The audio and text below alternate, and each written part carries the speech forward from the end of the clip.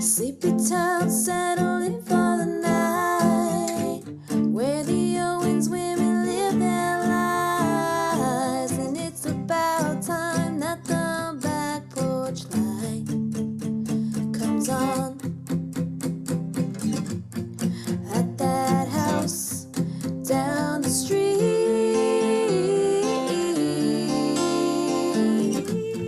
at that house on Magnolia Street. What's up? Can you hear me? I can hear you. You know what, though? I was sitting here like an asshole. I forgot to go grab my headphones, so I'll be right back. Okay. Do you have a wine, or are you just doing the coffee? I was just going to finish this, and then I'll switch over at some point. How was your Yule? I didn't celebrate. I didn't do anything. Me either. What did I do yesterday? I don't remember. No, I got home from work, and I had chicken parm, and then I watched the Kardashians. That was my Yule. Trash. There's a really good TikToker who does all of the Kardashian impersonations. Yeah, I've and she's seen just her. talking to herself. She's so good. Yeah. She's like Courtney. spot on. Yeah. I have my pajama bottoms on. Me too. We're having a pajama Cozy. party. Pajama/wine party. It's still early, though. Usually I don't get home till like 6 o'clock, but That is true. I worked earlier today. Is Coraline behind you? Yeah, that's her. Those are her bat ears. Look at her little rumpus. I know. I love scratching their little haunches. She's like a little Christmas ham. Ooh. How's your ham? Ooh, dude, it's really good. Good. Looks good. I love me some ham. I'd rather have ham than a turkey any day. Any day. Right? Yes, ma'am. I think I need to freeze half of it, though. Jesus Christ, 11 pounds? Just mail me some. I'm not going to mail you any. Jesus, 11. Could you imagine the shipping? Oh my God. Could you imagine the smell? Oh my God. Oh my gosh. And already cooked is not even frozen I on know. ice or anything. Ugh. Yeesh. By the time it gets to me. I wanted to say two things. Well, three things. I got the greenhouse because I know on the last episode I was like, I hope I get this fucking greenhouse because the lady kept dicking me around. So I Yeah. got the greenhouse. My friend Caitlin made me the biggest crocheted cardigan ever. It looks probably weighs cozy. like 2.5 pounds. It's so That heavy looks and cozy. really I'm going to cozy. be sweating my ass off by the time this is done. But this is going to be the podcast duster. The duster. And this is going to be my uniform, at least until the spring. Did you get that detective trench coat at the thrift shop? The one that said transatlantic? I did not because it looked really dirty. Because you know, if you got it, you'd have to just keep talking like this, I kid. know. Oh, Lord. So that's what I got for you. Welcome to Magnolia Street. We didn't even do like an actual intro. Yeah, I'm Kristina. I'm Justina, and this is the one and only Practical Magic Fandom podcast. And I'm going to keep saying in parentheses, as far as we know. 'Cause Just we in don't know. case. Just in case. You never know. But yeah, this is episode 11. Oh. We're almost in the teens now. Oh my God. Our preteen stage is not Yeah. lasting very long. It's only going to last through January. Right. Oh my, Yeah. oh my God. By the time this episode comes out, it'll already be after the new year, right? It will be. Yeah, this is a second week in January, I think. Happy New Year's, guys. Happy New Year's, guys. Happy New Year's. Has everyone stuck to their resolution so far? I don't believe in that shit. If you're going to do something, just do it. Don't make an excuse of waiting till the new year to get it done. Well, or here's my start it. thing. I'm already eating like shit, right? And the holidays are here, so you're just going to continue eating like shit until you get past all of that holiday stuff. And then you can, just start on a clean slate. Get back to normal. Yeah. And then you can stop eating all that crap. I'm going to try to clean up my diet after the new year. I have to. I'm looking at pictures of myself and I'm like, ooh, I'm fluffy. I need to. You're not alone. Huh? You are not alone. I'm a little fluff. I'm a little holiday fluff. What kind of It's so good crap are you looking forward to eating? We have not, recording this, gotten to Christmas yet, so we're anticipating. I was listening, real quick, to us talk about your birthday. Like, oh, hopefully future you had a good birthday. And I was like, that was like 2 days ago. Oh, shit. That's yeah. crazy. So at this point, I have celebrated my birthday, so we can revert to past Justina. I just want to tell past Justina that your birthday was a lot of fun, and thank you everybody for coming. And nobody fucked it up, so thank you. Yeah, but nobody good. came dressed like me, so I think I'm going to save that for next year. Is that the big one next year? 40, yeah. Hell yeah. So I'm like, it's a milestone. I think I have a right to be a little narcissistic. I think we should do a birthday special, like a couple days before. But we Next should do year? a birthday special where I dress like you. Oh my and God. you dress like someone else completely. That'll be funny. So the birthday was good. It was lots of fun. I wanted to say something else. I don't even remember. My dad, when we did the MSRP, AARP, WMSR episode, I was at my parents' house and my dad sent home with me like a calendar like this big from church with all the Croatian saint name days on it and like all the holy days of obligation. Okay. So that well, what are the obligations? What do you have to do? go to church. Oh, well, fuck that. But I'm gonna keep it on my wall. That was a good gift, and the greenhouse was a good gift. So we did. Pretty Christmas cool. is like really early for me, Okay. at least. But a Okay. good Christmas gift we were surprised with was a Petron. How about that Oh, that's segue? right. I like that. I like that segue. Yeah. So welcome, new patron. We have Couch Sprite. Welcome to the Magnolia Street fam. Welcome and thank you for supporting us. I'm already taking off the duster. God Are you dang, hot? it's Are hot. you getting hot? Thank you, Couch Sprite. That is my favorite kind of soda, by the way. Right. Sprite. Yeah. Yeah. That's I a got the cute little giggles. name. I'm sorry. Gonna get more giggly from here because Kristina's already sipping on some wine and I'm about to switch over to wine pretty soon. Couch Sprite it makes me think of like a little imp or something that lives in your couch and like pulls the money out of your pockets. That's all the money that ends up in Like a your little cushions. couch troll or something like Yeah. that. Like a little, like a domovoy. Those creepy little things. So, Thank you, yeah. Couch Sprite, for supporting us. And we also want to thank my brother-in-law, Elias, for helping compose the intro and outro music to our WMSR sessions that we're going to do. We wanted to go for like an old-timey kind of 1920s transatlantic feel, and it's our theme that word song, again. but to ragtime. Yeah. So thank you, Elias. We love you, buddy. Thank you. Thank you for listening to WMSR. That was perfect. Wasn't it? I practice my transatlantic in the mirror every night before I go to bed. No. Your husband must be terrified of you. Can you just picture Avi walking in on me doing that? Yeah. Have you ever seen that skit of I think it's Family Guy. It's like the high-waisted fast talkers. That's what they call themselves. Anyway. So funny. This is not good. Then I'm already kind of teary giggling this keep early on in drinking. the episode. Just I've keep only drinking had your 4 wine, kid. sips. I know. I will. All right. So by now we have already started our book club, right? A little bit. Mhm. Future us. Hope it's going good. Yeah, I do hope it's going good. Like how we have to keep referring to our future selves because we don't know what's going on yet. I want a new name for my future self. So it's like I'm talking about another person. Yeah. So maybe like we a can ask the listeners to give us our future selves different names. future selves. Should we also give a name for our past selves? Because like right now we're talking in the present, but when we refer to ourselves in the past, that could also be another personality. Oh no. This is We're be gonna so have to both confusing. split ourselves in 3. There's going to be 6 different people hosting this podcast. Past, present, and future, like the ghosts of the Christmas Carol. Oh my gosh. I wouldn't know where to begin. Do you want to pick our own names or should we let the Jesus. people pick? Oh my god, we should just like randomly generate them. I think our past we should. I think our past names should be like old-timey names like Dolores, or I really wanted to name my greenhouse Darlene, but like an old-timey name.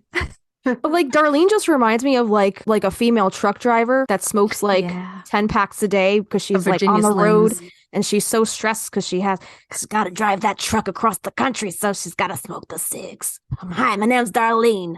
She's hit up every line dance from here to Tacoma. she drives cross country with her cowgirl boots on. All right, I think we found our name. I was thinking of like my past self will be like was Stina because that's when I was. That's when you was. That's when I was.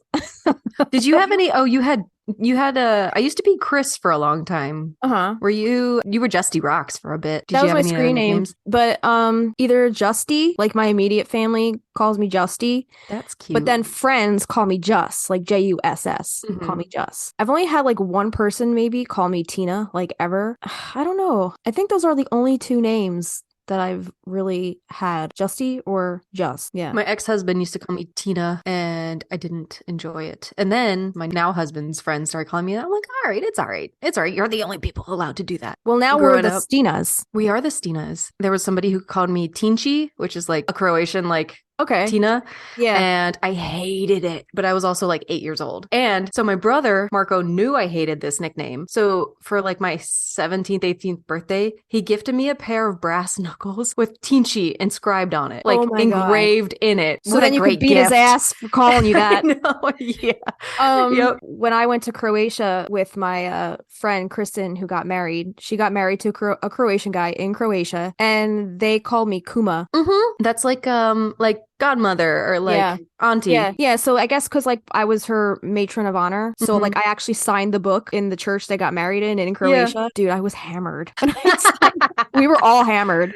We were That's drunk awesome. before we even got to the church. Yeah. And then after we got out of there, it was just like all bets off. But yeah, so their whole family calls me Kuma. So now every time like they address me on like Facebook, it's like, we miss you, Kuma. Come back to Croatia. Oh, That's awesome. So it's really sweet. Yeah. My mom has that nickname too. I don't know, because there's like specific names and titles. Is this the same in Sicilian? Like if it's your mother's brother, he has a specific uncle title. If it's your dad's brother, he has a different title. And Kuma is like some kind of like godmother, dad's wife. I don't know. One of those. But well, they call me Kuma. I don't know if it's because like technically I was like the matron of honor and I had to sign the book. So maybe I was like her sponsor. Yeah. So yeah. That could be it. That's how they looked at it. I have no idea. I'll call you Kuma. So you're Seka and I'm Kuma.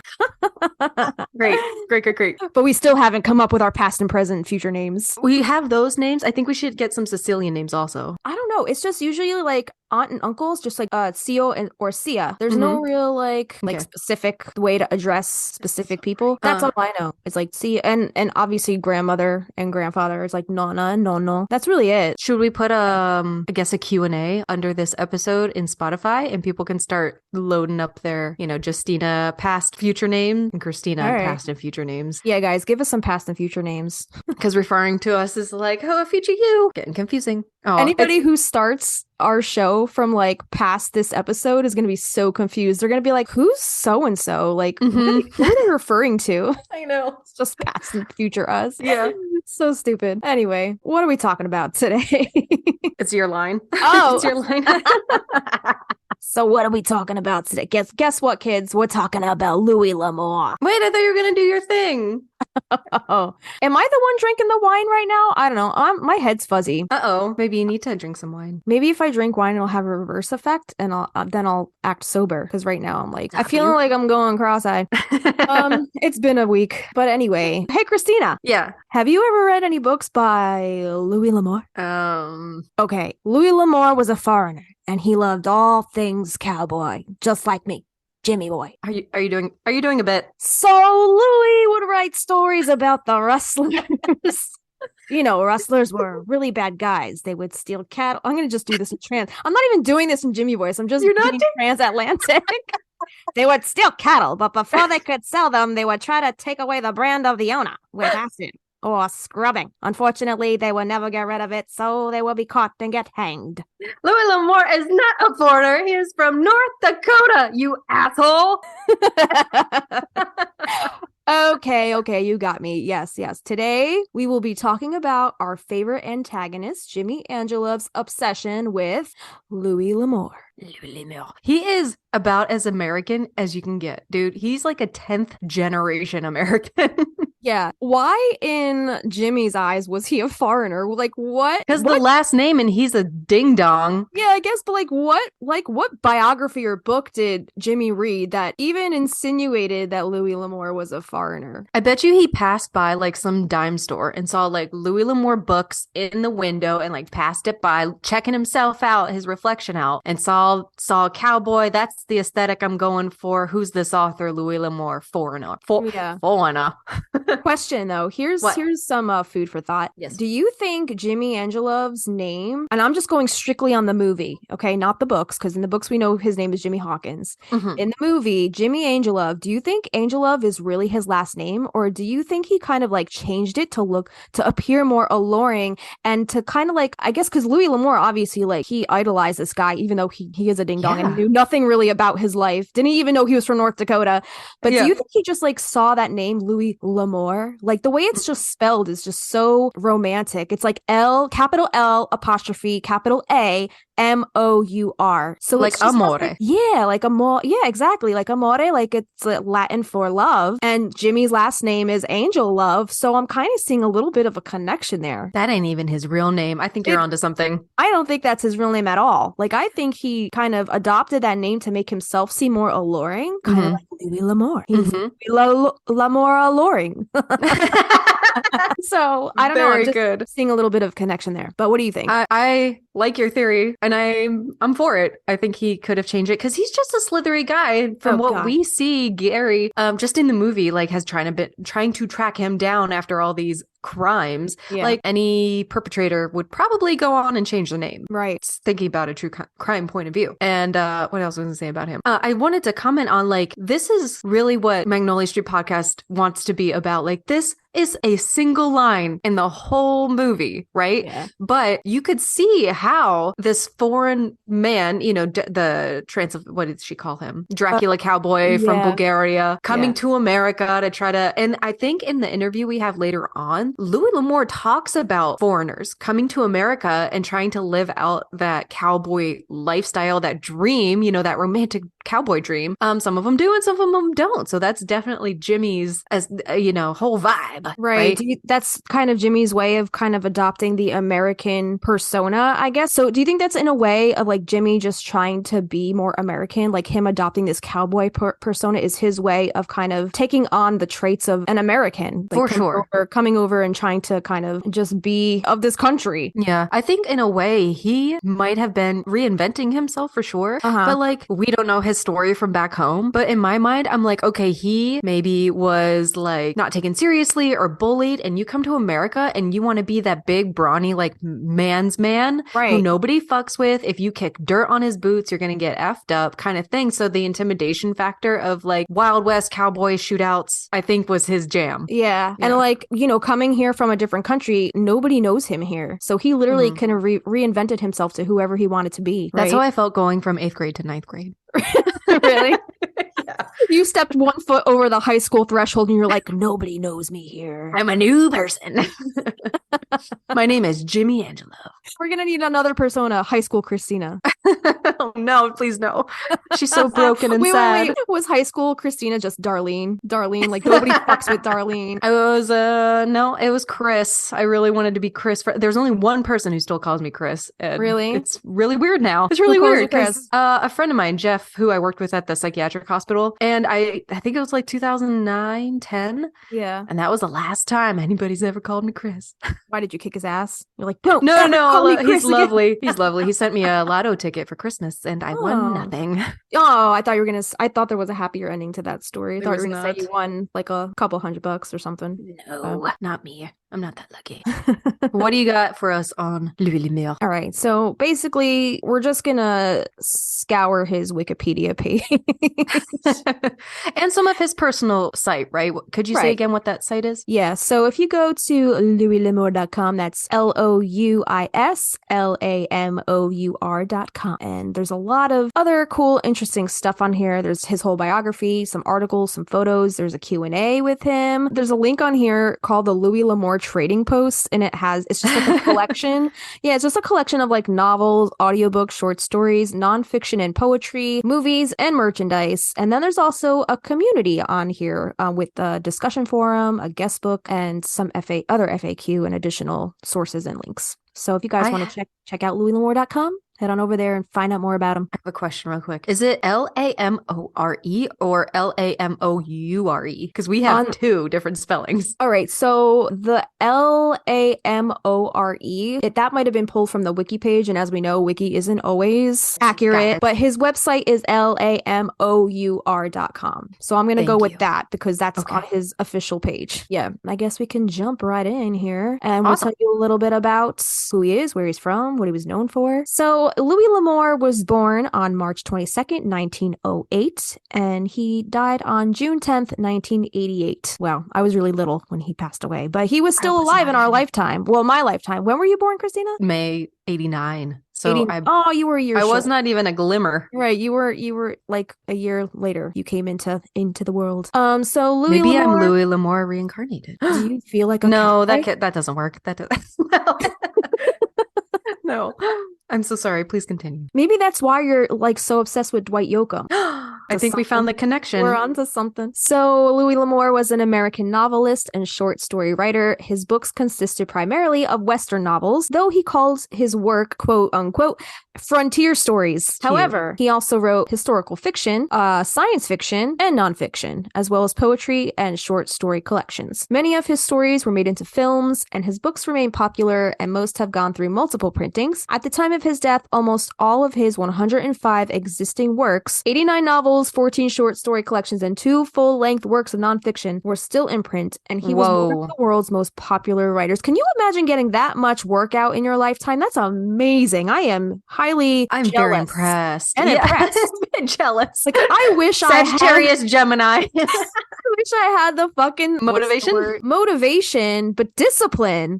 And that's not the only thing he's done. Like, right. he had spare time. He did other stuff. Right. So here's a quote from him. He said, "One day I was speeding along at the typewriter and my daughter, who was a child at the time, asked me, 'Daddy, why are you writing so fast?' And I replied, 'Because I want to see how the story turns out.'" So that's was a quote so cute directly from him. And that's just a testament to how much he enjoyed writing. Like, Kristina, you've said before, like, we enjoy doing this podcast so much. If you enjoy what you do, it never feels like work. You never work a day in your life. So that seems like that was something that was like so near and dear to him. He really enjoyed his craft and just writing just to write. And, you know, he was also on the journey along with the reader. Maybe he pulled an Alice Hoffman and didn't use an outline. Maybe he just wrote by the seat of his pants and kind of was hashing out the story as he went along and just kind of finding out in real time how the story played out. Like, maybe he didn't use an outline and he just liked to kind of It was just as exciting for him as it was. He knew it would be for his readers. Right. Like, imagine starting a story not knowing where it's going to go. And then by the end, you're just as surprised by the end. And you're like, whoa, I didn't know it was going to take that turn. Like, can you imagine like being the creator of a story and just like not knowing until the end as well? Like, that's amazing. And that's how we should all live our lives, isn't it? Right? Plot twist. Wow, that was great. Plot twist. Mic drop, plot twist. Mic drop, plot twist. Okay, that's the meme. We gotta make it. Somebody make that meme and then send it to us, and we will. Kim, get on it. Kim, get on it. Did you see her True Blood meme? That was so perfect. Yes. Oh, I love how Kim's just become our meme maker. Thank you so much. So I just want to reiterate that Louis L'Amour is only mentioned in the movie Practical Magic. He's actually not even mentioned in the book, right? Right. So I guess Alice, we gotta ask Alice when we talk to her if she's read anything by Louis L'Amour. Right. And you know what? I'm actually kind of like interested, like how Louis L'Amour was included in the script. Like, I want to know who added him to the script, because, you know, somebody was a fan. Don't we have two different versions of the script? Kim has one, somebody else had one that. Yeah, it was Johnny Mack. Yes, Johnny Mack. Johnny Mack that has like the third version. Yeah. I wonder if Louis L'Amour is in either of those. We'll have to check that out, I guess. Yeah, we'll have to also look at the writers, right? Who was the writer of the script? Do you remember? Robin Swycord. So there's two Robins, right? Robin Stanford, who is the architectural designer, and Robin Swycord, screenwriter. All right, got it. So somebody must have been a Louis L'Amour fan to have included him in the script. I bet you it was Griffin. You think so? I think so. He seems like a cowboy boy. Also, do you think it was included in the script, or do you think that was something that, like, on set, Griffin was just like, "Hey, what's his name? Viznik Goran. Yeah. Hey, Goran, ever hear of Louis L'Amour?" Like, he probably said the same thing to him, and then Goran was just like, "All right, I'm gonna roll with this. I'm just gonna. All right, are you recording? Freestyle. Are you recording? I'm just gonna freestyle." Let's talk about Louis' early life and his career. All right. I'm gonna give this a shot. Louis Dearborn L'Amour, spelled Lamoore, was born in Jamestown, North Dakota, as we said, March 22nd, 1908.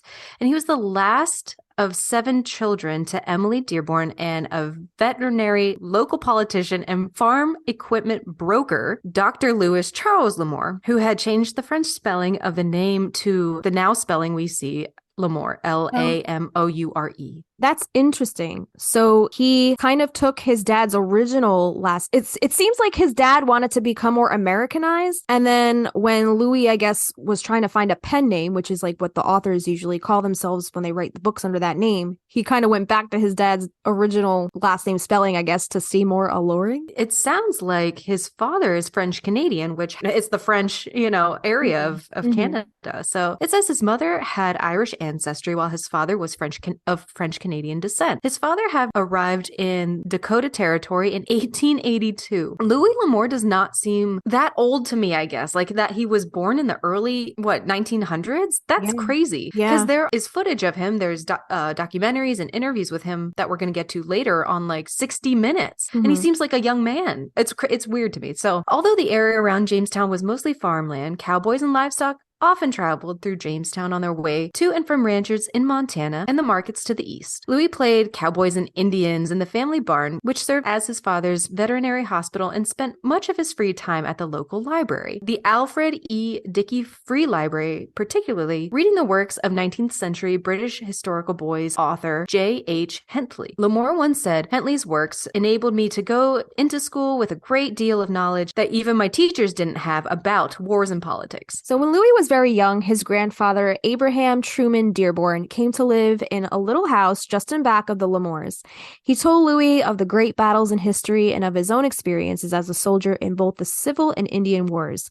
Two of Louis's uncles had worked on ranches for many years, one as a manager and the other as an itinerant cowboy. What the hell is that? What's that? I don't know. All right, I'll keep reading. Look that up. Find out what that is. Okay. So it was in the company of men such as these that Louis was first exposed to the history and adventure of the American frontier. He expanded his education by studying far afield of the local curriculum. In addition to the nonfiction study of history and natural sciences, Louis was captivated by the fiction of Robert Louis Stevenson, Jack London, Edgar Rice Burroughs, and others, letting them carry him away to the South Seas, the gold fields of the Yukon, the Spanish Main, the center of the Earth, and the dying red planet of Mars. Jamestown, North Dakota had provided Louis with an idyllic childhood, but hard times finally uprooted the family and set them on a course that would forever alter Louis's life. After a series of bank failures devastated the economy of the upper Midwest, Dr. Lamore and Emily took to the road. Removing Louis and his adopted brother John from school, they headed south in the winter of 1923. Over the next 7 or 8 years,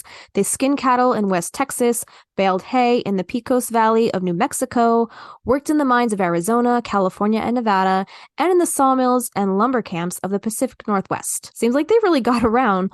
It was in colorful places like these that Louis met a wide variety of people upon whom he later modeled the characters in his novels, many of them actual Old West personalities who had survived in the 1920s and 1930s. Making his way as a mine assessment worker, professional boxer, and merchant seaman, Louis traveled the country and the world, sometimes with his family and sometimes not. He visited all of the Western states, plus England, Japan, China, Borneo, the Dutch East Indies, Arabia, Egypt, and Panama, finally moving with his parents to Choctaw, Oklahoma in the early 1930s. There, he changed his name to the original French spelling Lamour, capital L apostrophe capital A-M-O-U-R, and settled down to try to make something of himself as a writer. I wanted to say that itinerant cowboy, all that came up was rawhider. So I'm wondering, has to do with like the skinning of animals also? And drying and curing probably, right? Yes. Something like that. Very. All right. I'm just going to assume stuff. that's what that means.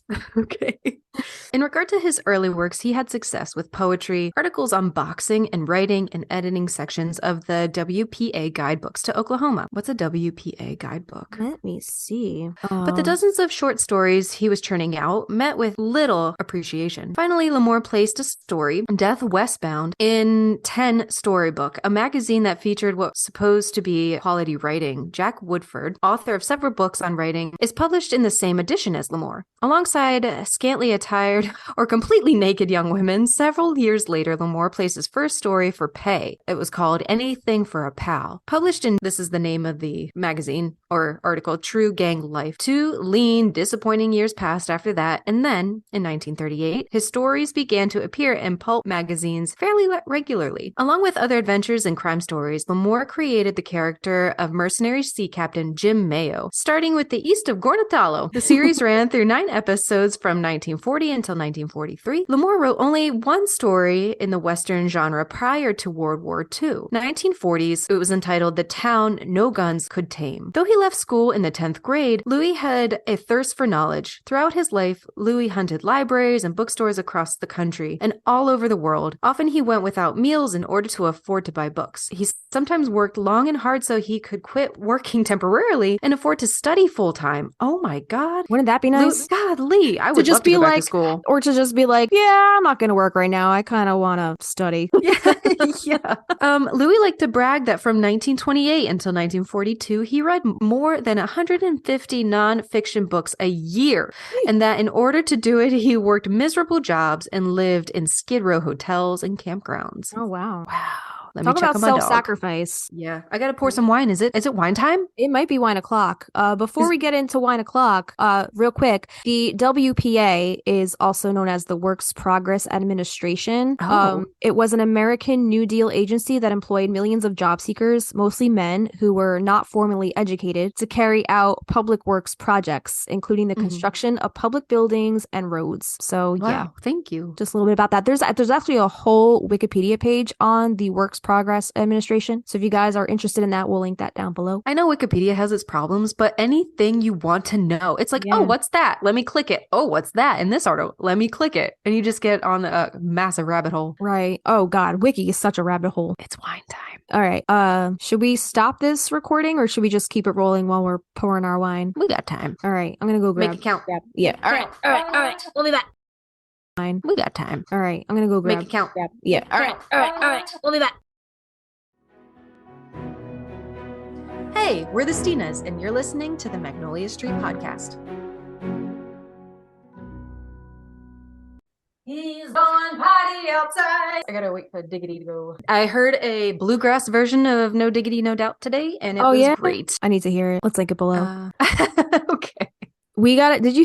I'm just reading Kim's. She messaged us in the Discord. I don't know if she wanted us to share this on here. Oh, I don't know either. Let's record it and maybe. All right. So this is, she said, I had to share my dream with you. Last night, I dreamed that I was thrifting and pulling dolls that I could turn into Sally and Jillian. No idea where that came from. I set down a couple to pull some from the bottom of a pile. And when I turned around, my stockpile was gone. I started looking all over for them and went to a couple workers to ask if they had moved them. And when they turned around, it was Sally and Jillian. I also dreamed that I murdered a bunch of people and my cat ate their faces.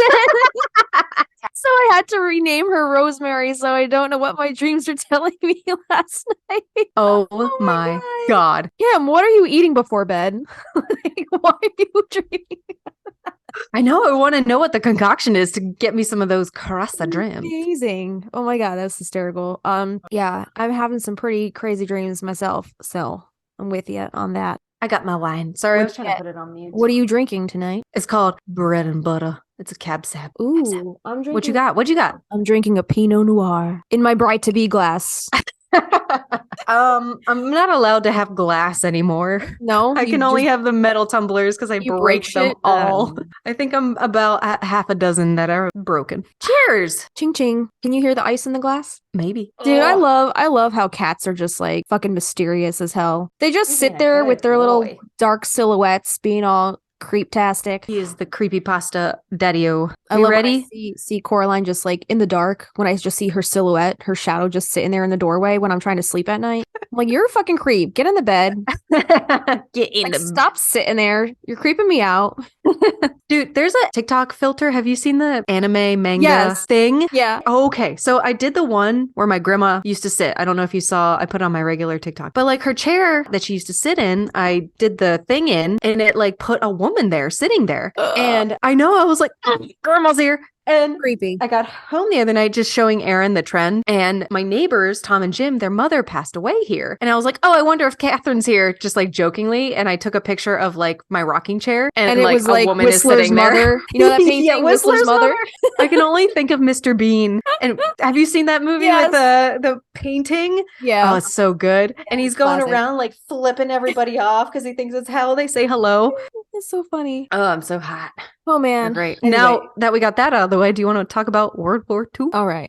So, so Louis L'Amour in World War II service and post-war. It says L'Amour continued as an itinerant worker, traveling the world as a merchant seaman until the start of World War II. During World War II, he served in the United States Army as a lieutenant with the 362nd Quartermaster Truck Company. I wonder if he worked with Darlene. Darlene!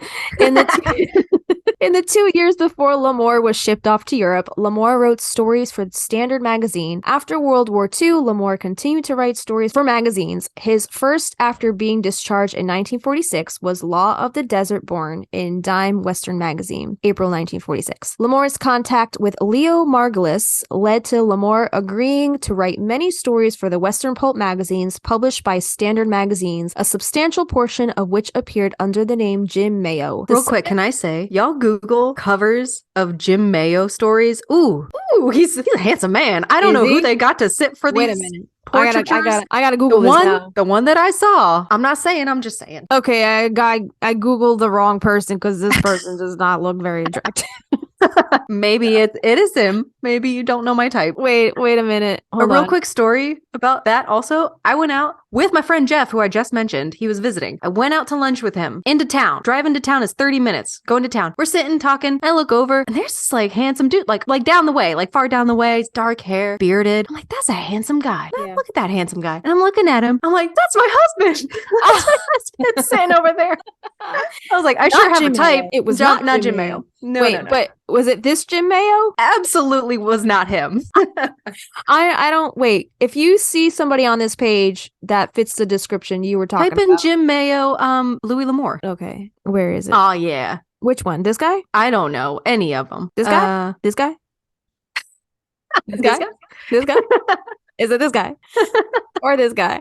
I don't remember. All right. Now I'm under pressure. All right. Well, we're just gonna say that all of these guys are just animation. These are animated covers. These aren't real people, Kristina. They're drawings of perhaps people that were real. You know, like the other guy, the blonde guy who's on the front of all the love novels. Oh, like the his name? Harlequin romances. Yeah, what the hell's that guy's name? Fabio. Fabio. All right. So basically, He's the Fabio of the West. Kristina has the hots for caricatures and animation. All right. Yes. So I had the biggest crush on Johnny Bravo. Oh my for God. a long time. dude, that guy That is guy. the biggest douchebag.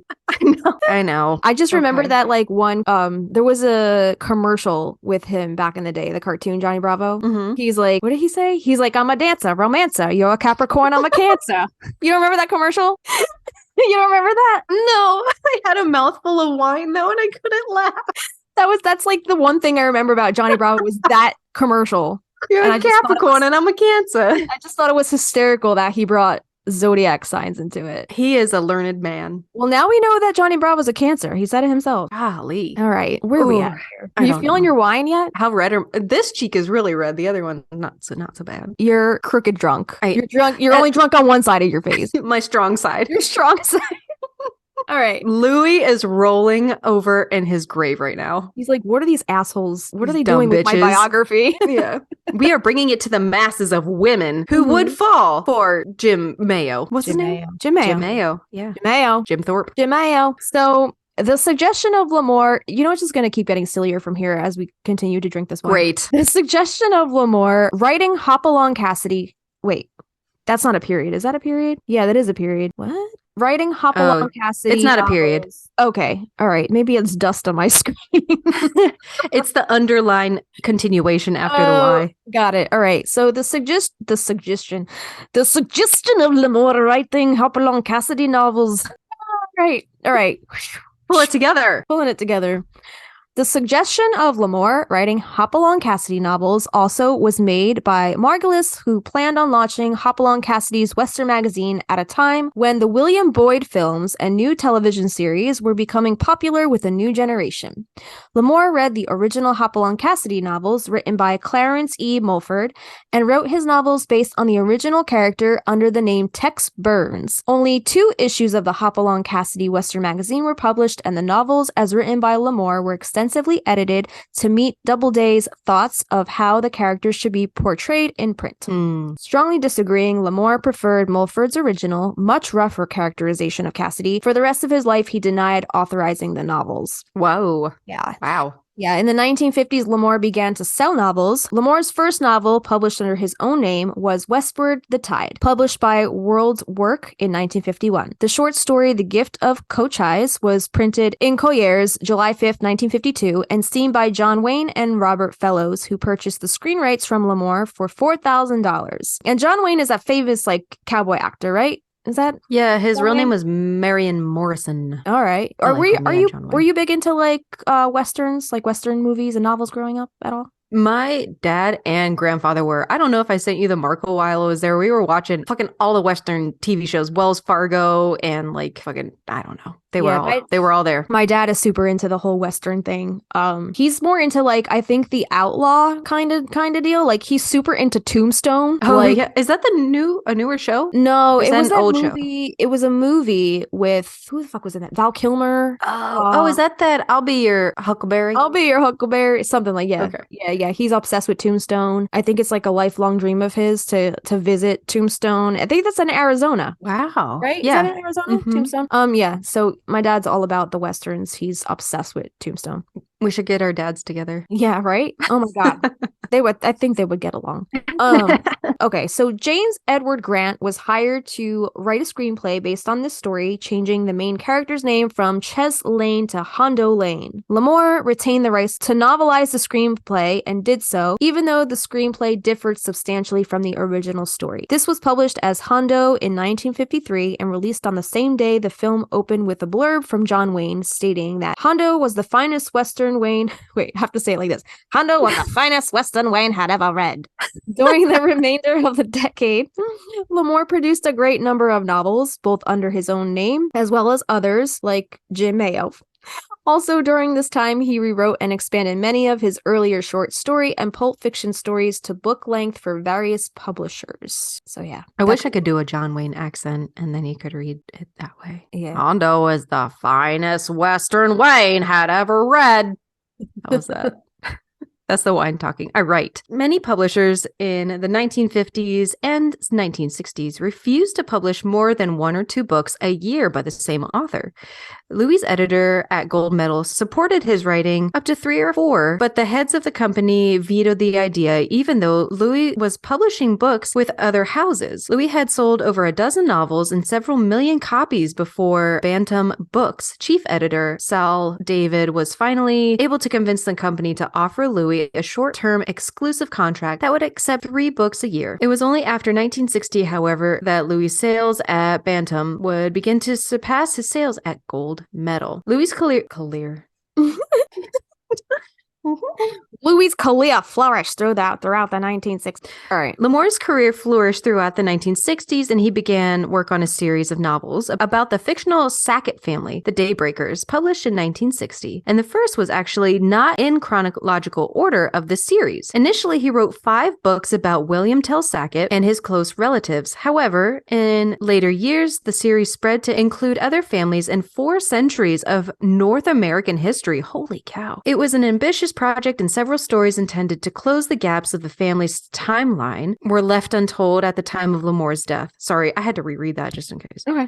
This sounds like kind of like what Alice does, like taking family chunks and just piecing them back together. I love that. Yeah. Lamore also branched out into the historical fiction with The Walking Drum, set in the 11th century, a contemporary thriller, Last of the Breed, and a science fiction with The Haunted Mesa. Lamore eventually wrote 100 novels, over 250 short stories, and as of 2010, sold more than 320 million copies of his work. By the 1970s, his writings were translated into over 10 languages. Every one of his works is still in print. Lamore appears under the name of Lou as a minor character in the 2006 novel The Chinatown Death Cloud Peril by Paul Malmut. The novel describes friendship and rivalry among pulp writers in the 1930s. That's a lot of consonants. Yeah. In a row. That's another book to add to our Goodreads bookshelf. Yeah, forgot to mention that. We started a Goodreads, y'all. It has a couple different bookshelves. I think it's public. So we have books that are kind of our sources that we mention on the show. We have books mentioned by Alice Hoffman in the series. We have books that kind of give like the magical, practical magic vibe that we have read. And I think there's another one there too. There's another bookshelf that we're adding to. Yeah, go check it out. Check it out and join our book club if you want. $5 tier on Discord and Facebook. You want to get in on our private communities and join in on our book club. Yes. So come join us if you want to. Our first little book club meeting is going to be at the end of January. Date yet to be decided. Yeah. All right. Maybe by the time this comes out, it'll be decided. Keep up with us on social media on Instagram at Magnolia Street Podcast for all of the in real time updates. Because by the time you guys hear this episode, we will be our future selves. Maybe have our shit together. Maybe we'll have our future self names are just our names backwards. Well, that might be like our past named selves. This is too hard. We're back to the future. We're thinking too much about this. Let's just drink. Take a sip. Take a sip. When it gets too complicated, just take a sip. Alrighty. So we're moving on to literary assessment. Shakalo? Wait. Shalako. All right. So I don't know what the hell Shalako is, but we're going to find out. Great. So during the 1960s, Lamore intended to build a working town typical of those in the 19th century Western frontier, with buildings with false fronts situated in rows on either side of an unpaved main street and flanked by wide boardwalks, before which, at various intervals, were watering troughs and hitching posts. The town, to be named Shalako, after the protagonist of Lamore's novel of the same name, was to have featured shops and other businesses that were typical of such towns. A barbershop, a hotel, a dry goods store, one or more saloons, a church, a one-room schoolhouse, etc. It would have offered itself as a filming location for Hollywood motion pictures concerning the Wild West. However, funding for the project fell through and Shalako was never built. So it's giving me hardcore Blazing Saddles vibes. Rockridge. Or do you watch Westworld? No. With who was that? Evan Rachel Wood is in it. He is in it. I knew that. Yeah. I had not watched it. And there's some other people in there. I forget. I think I watched like half of the first season and then I fell off. But it was really interesting. Isn't there another movie called Waterworld? Yeah, that's what, like, I'm meshing those two together. That's with Kevin Costner. Oh, okay. He drinks his own piss. Yeah. Oh, Bear Grylls. Okay, Bear Grylls style. But Billy Zane was not in either of those. Then what are we even doing talking about him? Okay, next topic. Not even worth mentioning. Billy Zane not involved. Next. So that's unfortunate that that town never saw the light of day because of funding. They couldn't get the funding for it. But I wonder where that was going to be. So cool. I would wonder where it was going to be. Hollywood, I guess. Location for Hollywood motion pictures, but not necessarily in Hollywood. I wonder where they're going to put it. Some kind of backlot. I don't know. Have you ever been to Hollywood backlot? No. I always wanted to go to the Gilmore Girls backlot, but I never did. In I think is it Universal Studios? I think they have a backlot tour where you can see like all of that stuff. I saw the sweet Desperate Housewives street. Wisteria Lane, yeah. It was adorable. Where every lawn is tailored just right. How about that plug? It is. It is. Yeah, the Universal Studios backlot tour is really cool. So many films filmed over there that we don't even realize. Anyway, so literary assessment. When interviewed not long before his death, he was asked which among his books he liked the best, and his reply was this: I like them all. There's bits and pieces of books that I think are good. I never rework a book. I'd rather use what I've learned on the next one and make it a little bit better. The worst of it is that I'm no longer a kid and I'm just now getting to be a good writer. Aww. Imagine just starting to get going and then just like fighting the dust. Mm-hmm. Life sucks. So sad. I know, like, there's just like so much creativity in a person. Like you can only get out so much before, unfortunately, your time. Exactly. And a lot of artists are just so much before their time. And it's so sad that it takes their death and then decades after for them to be appreciated. Right. It's hard being an artist. So we appreciate your support. It is being an artist. I don't know if I mentioned it in this podcast, but I went to the place, I forget what it's called. It's in the same town that I got married, which was Doylestown, Pennsylvania. Mm-hmm. The place that I got married was at the Aldi Mansion, but they had like a sister site, like a castle, Fonthill. It's called the Fonthill Castle. And this man who built the Fonthill Castle, he was a tile designer and creator. He produced all these tiles. And also I think he collected like lots of different tiles from all over the world. And he used all these tiles to build basically his mansion, which is now the Fonthill Castle. Now it's part of the Historical Society and you can go in there for tours and all that kind of cool stuff. There was one room. It was like his writing quarters. Okay. And he had a skull on his desk. And next to the skull, it said Memento Mori, which is like, a reminder that we all die. And one of the, I guess the plaques that like an informational plaque that you can read kind of like about that area, it specifically said that he kept that skull on his desk to remind himself that we all die and that it's important for him to take his work seriously and get all the creative stuff that he wanted to get out in his lifetime. That space was dedicated to that. And like he created books. He was an author. He created this amazing castle that like now people go and tour, and it's amazing. If you ever come to, it makes me feel like garbage. Look at my studio right now. I feel like trash. Drink. We're not meant to feel like garbage. We are artists and we take ourselves seriously as such. But I just thought that was so inspiring. For sure. Just like seeing somebody's writing quarters and seeing that like people like our ancestors, all the people that came before us, like creatives and people who were all working toward the same ideals and aspirations. And I just thought it was so cool to see somebody from the past be so aware of their own mortality and use that as fuel for their own creativity. And like we all want to leave something behind that moves somebody else emotionally. Exactly. Or inspires somebody else. That's all we want. Exactly. Take a drink. Yeah. So take a sip. If you guys are drinking along with us, take a sip. I like how this episode just became a drinking game. This isn't even the Midnight Margaritas episode. Golly. But I thought that was just like so cool to just see that. That is really cool. And if you guys ever make your way to Doylestown, Pennsylvania, definitely check out the Font Hill Castle and Museum. Is it a real skull? I think I don't remember. I'm sure it is. This was like probably from like the early 1800s, 1900s. Damn. Yeah. So check it out if you're in the area. This castle's amazing. The whole interior is like tiles. Like every room is tiles. Wow. It's crazy. I guess they owned a tile factory. Yeah. So some of the tiles, they were brothers. One brother owned the Aldi Mansion and then one brother owned the Font Hill Castle. And there were some tiles created in their tile factory that they used in the Aldi Mansion, which is where I got married. And it's just Aldi like the store? No, the it's Aldi store. No, it's ALDIE is the Aldi Mansion. And the store is ALDI. Oh. Yeah. Okay. No. Different people. Different folks. Different strokes for different folks. Okay. But I just thought I'd give you that little tidbit if you're in the area and you want to go check that out, because it's a really, really cool thing to experience just walking through that castle. It's amazing what this guy did in his lifetime. Awesome. Thank you. So yeah, man. Anyway, where are we at here? Critic, right? Critic. Okay. Yes. So moving on. So the critic, John Tuska, serving Western literature, writes, I have no argument that Lamore's total sales have probably surpassed every other author of Western fiction in the history of the genre. Indeed, at the time of his death, sales had topped 200 million. Damn. That's crazy. That's crazy. Wow. What I will question is the degree and the extent of his effect upon the American imagination.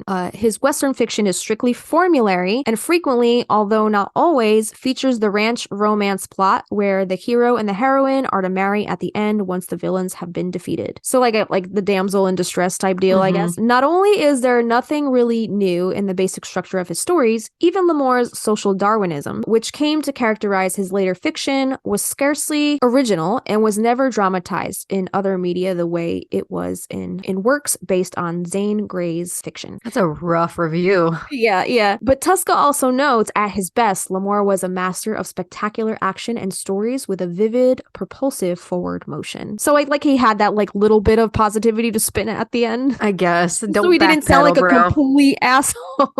Yeah. All right. So tell us about some of his awards that he's achieved over his lifetime. Yes. There are a couple notable awards. So in May 1972, he was awarded with an honorary PhD by Jamestown College as a testament to his literary and social contributions. And in 1979, he received the Golden Plate Award of the American Academy of Achievement. In 1979, his title Bendigo Shafter won the U.S. National Book Award in the one-year category Western. In 1982, he received the Congressional Gold Medal. And in 1984, President Ronald Reagan awarded Lamore the Presidential Medal of Freedom. Lamore is also a recipient of North Dakota's Rough Rider Award and the MPTF Golden Boot Award. Golden Boot? I want to see that award. That must be so adorable. That must be super cute. So in regards to his death, Lamore died of lung cancer. I bet he did. Oh, I bet he smoked like Darlene. Darlene.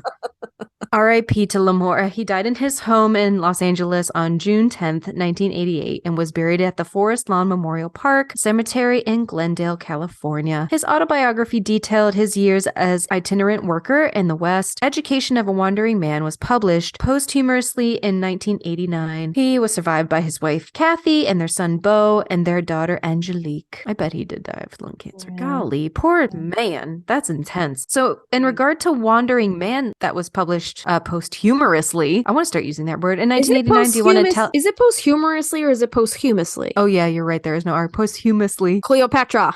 Coming at ya. Cleopatra Higgins. Yeah. Do you want to tell us a little bit about that? The Wandering Man? Por favor. All right. So The Education of a Wandering Man, is that one of the books that he wrote? It's his autobiography. Right, it's his autobiography detailing his years as an itinerant worker, right? Okay. All right, so shortly before his death in June 1988, Louis L'Amour completed writing his most unique adventure story, a personal reflection of his lifelong love affair with learning. Now, Bantam Books proudly presents this special centennial edition of Education of a Wandering Man, in which L'Amour vividly recalls many of the books he read, the places he visited, and the people he met that catalyzed his evolution as a writer. In this, his most personal book ever, L'Amour writes of growing up in Jamestown, North Dakota, of the parents who instilled in him a love of the printed and spoken word, and of his decision to leave school at 15 to make the world his classroom. While his contemporaries attended high school, Lamore skinned cattle in Texas, worked as a circus roustabout, and a mine caretaker. Dude, this guy has got an interesting That is my dream life, job.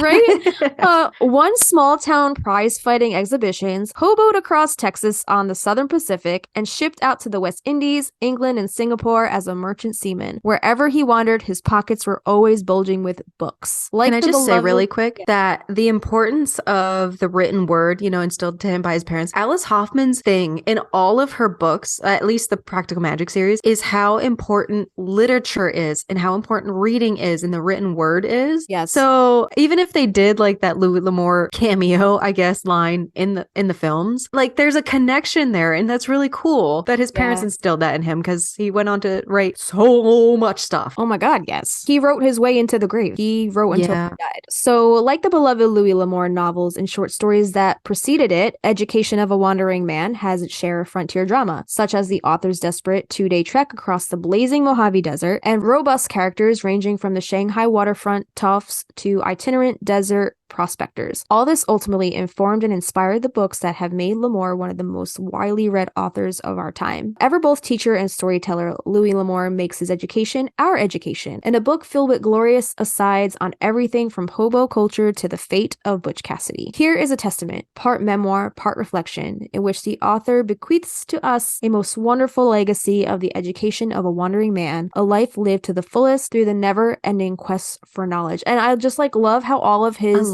life experiences seeped out into his writing, and the only way he was able to write as much as he did is because he was such a worldly man. He set out to have these experiences and adventures and really have this imagination to be able to turn all those into the many storylines and characters and adventures that he wrote about in his books. It all seeped out from his actual life and his experience. I think that's amazing. Yeah, I want that so much. Just all the experiences. Like, Christmas is already past. Yeah. And it's such a like big materialistic time of year, but if you can give somebody an experience, like go somewhere, even if it's just fucking out to dinner in the next county over, you know, for a night out, that's starting somewhere in my point of view. You can find adventure in your own backyard. You really can. Yeah. It's just a matter of putting yourself out there and, you know, being adventurous, getting outside of your comfort zone and then experiencing what life has to offer, you know? Right. It's a scary time. Like, I know it's not as easy to like hop a train. It's super illegal, but and even to hitchhike, like you can't do that these days. But there are other ways to go about finding adventure and meeting people and talking to locals, and that's how you get the stories. And you might be surprised, like, do it safely,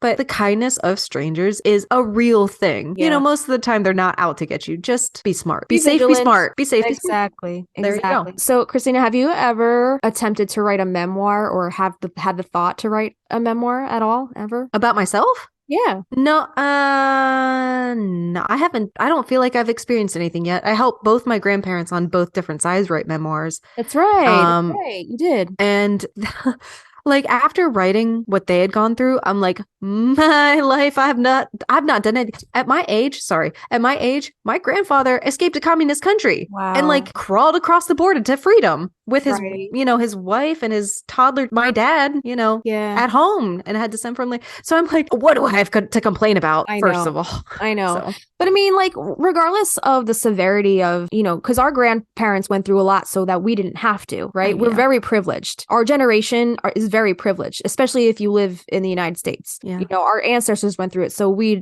don't have to. But I feel like everybody has a story to tell, and everybody has lived through some kind of hardship to be able to tell. And I mean, maybe not now, but maybe start gathering your stories so that when you're older, you already have a nice little compilation of stuff ready to go. Like, I mean, do you think anybody from the, like, I don't know, the early 1800s wrote in a diary with the notion that it was going to turn into like a best-selling book or anything like that? Like, there are instances like that. You're right. Well, I mean, You're even like a diary entry is so intriguing to somebody who's in the future, who isn't living through our lifetime. I'm sure that is like so intriguing for somebody to read from the past and like seeing what we went through. So it's interesting now that the transition from like the diary or a journal or the written word is now a podcast or a YouTube, where like I don't plan on having children, right? But like my nieces or nephews down the line, like when I'm gone, they're like, my auntie did this, you know, she took the time to do this, and this was her friend, and like they got to learn all this cool stuff together. And also, let me just say, it's hard for us to see the hardship because we're in it and we're still fairly young, so we feel like we haven't experienced a lot, but just think about where you were at the very start of the pandemic and how fucking scary that was. Who knows, like maybe our kids won't experience a pandemic in their lifetime, but looking back on what we experienced might be mind-boggling for them. Like they may be like, oh my god, how did they get through that hard time? Like, you know? Yeah. So it's all relative, I think. Like, I think so too. Seems like a cool thing to be able to say, like, I wrote a memoir, or like I have something to pass on to the next generation, whether we have kids or not. It's just something for the next generation to have at their disposal for research and just to see what our generation went through in our time. Do you feel that way with your Book of Shadows? Because I felt that way initially, like chronicling all my information and my knowledge and like my beliefs and stuff like that. I was like, I even have a page in there. I'm like, this is for my future daughter to read. Yeah. At the time, that's what I wrote. But that daughter might not be a blood daughter. Whoever finds it, whoever has it, you know, will find it. I don't plan on But do you feel that way? Yeah. Well, I have a goddaughter. Mm-hmm. So, you know, I've been kind of like, not her guardian, but, you know, a source of, you're in her corner, a direction in her life. Like, you know, that person that always has her back and is always going to steer her in the right direction and isn't going to take any of her bullshit, and, you know, just tell her how it is. It was really cute. Like when she was younger, she's like 19 now. So whoa, she's a little older now. But when she was younger, I gave her a sketchbook for Christmas one year. And yeah, like I wrote a couple prompts on like maybe the first 10 pages. And I was like, here, do this on this page. And she filled the entire book and she gave it back to me as a Christmas present, like a couple years later. Oh my God. That's so sweet. Yeah. So now I kind of have that like compilation of like all of her drawings of when she was little. That is so sweet. Yeah. She gave me an empty sketchbook back and she made some prompts for me. Oh my God. It's been some years since she gave me this book, so I'm like way overdue on but like I do have a Book of Shadows that eventually I would like love to pass on to her, or just something for her to have, you know. Yeah. She's starting to delve into the magical realm a little bit. Like a couple years ago, she asked to borrow some of my witchy books and I let her borrow them, and she had them for like a year, and then she was about to go to college. She was about to go to college and I was like, can I get those back before you leave? Don't sell those for your normal textbooks, please, or pot. Because those books that I lent to her, those were the books that I started with when I was 16. Whoa. So I was like, those are really important to me. Don't lose them. Don't fuck them up. Like if you're going to college, I would like them back. She did give them back. But now, like, you know, I gifted her last Christmas or her birthday, I gifted her own set of tarot cards. So like, you know, I'm just kind of being that source of guidance and a magical, under that wing. Exactly. Just being a source of that magical guidance and just showing her the way. Like, but like I would love to like just gift her a Book of Shadows one day. I have a little goddess daughter. That was the little one who was staying with us over the summer. Oh, and she's only 3. Oh, it's precious. I'm 33. So I'm like, I hope you can inherit this one day. But her mama's a little witchy one too. So I'm like, I'm not going to step on no toes. However, how you feel about giving the listeners a little break? And when we come back, we have a card pull to do, which I feel like we haven't done an actual pull in a while. Yeah, I think we've had a card for like the topics we were actually talking about for the past episodes. All right. And we actually didn't do one on our last episode, did we? We did Belladonna, and then we had our WMSR, which doesn't get a pull. But for this one, if y'all stick around, we'll do a card pull. And then we have a couple Louis L'Amour interviews we want to go over just from his words. And you get a kind of sense of what kind of man he was from his own point of view. So stick around and we'll be right back. You're listening to Magnolia Street Podcast. Welcome back. We hope you got yourself a snacky or some wine or some water or some coffee. Me and Chris right now are boozing right now. Are you feeling your wine? I'm a little toasty in the chest. I'm feeling my wine, but it is helping to read off of my phone instead of off of the computer screen. I really hope it shows. You have more tolerance than I do because I don't drink a lot. Don't get schlammered. Oh no, I'm fine. I'm Look not at this like, boy. Let me see. Oh, I'm gonna crisscross applesauce right over you. He wants to lay in your duster. He does. Cannot lay on the duster. So I saw a zodiac comparison to Always Sunny characters, and Charlie Day is definitely my spirit Gemini brother because like he's the wild card, and I'm like, yes, I love Charlie. He's my favorite. I know, he's my favorite. He's such a spaz. Love it. I love him. So y'all, we're going to do a card pull from the Inner Witch Oracle by Grounded by the Moon. Justina has the oil slick holographic sides deck. All right. Is that the one you normally pull from? I have the gold one around here somewhere. I don't know where it is right now. All right, so tell me when to stop. All right. Louis, stop. Okay.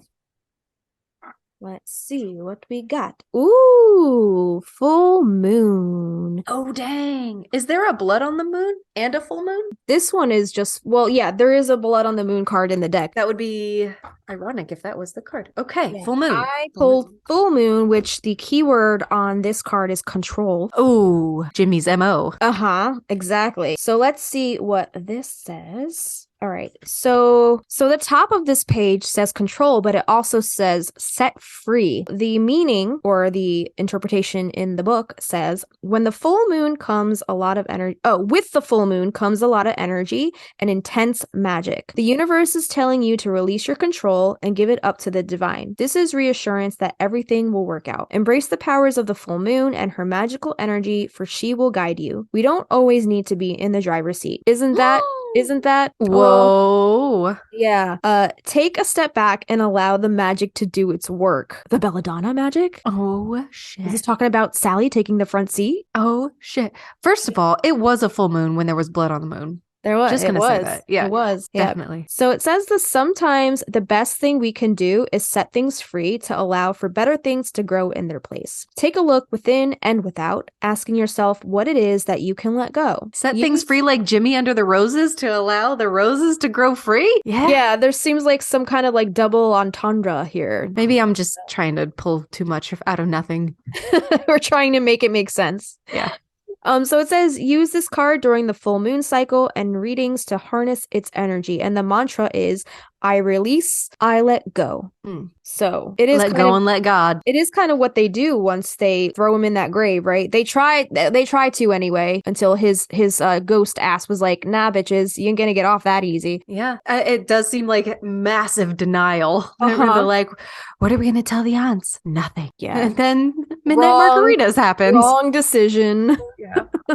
Yep. Anyway, so we got some documentaries to talk about. We do. One of the first ones that pops up when you type in Louis L'Amour into YouTube is called A Man Called Louis L'Amour, and it's a documentary. And it's basically him just speaking in summation his life. So he says, I was going to try to do an accent.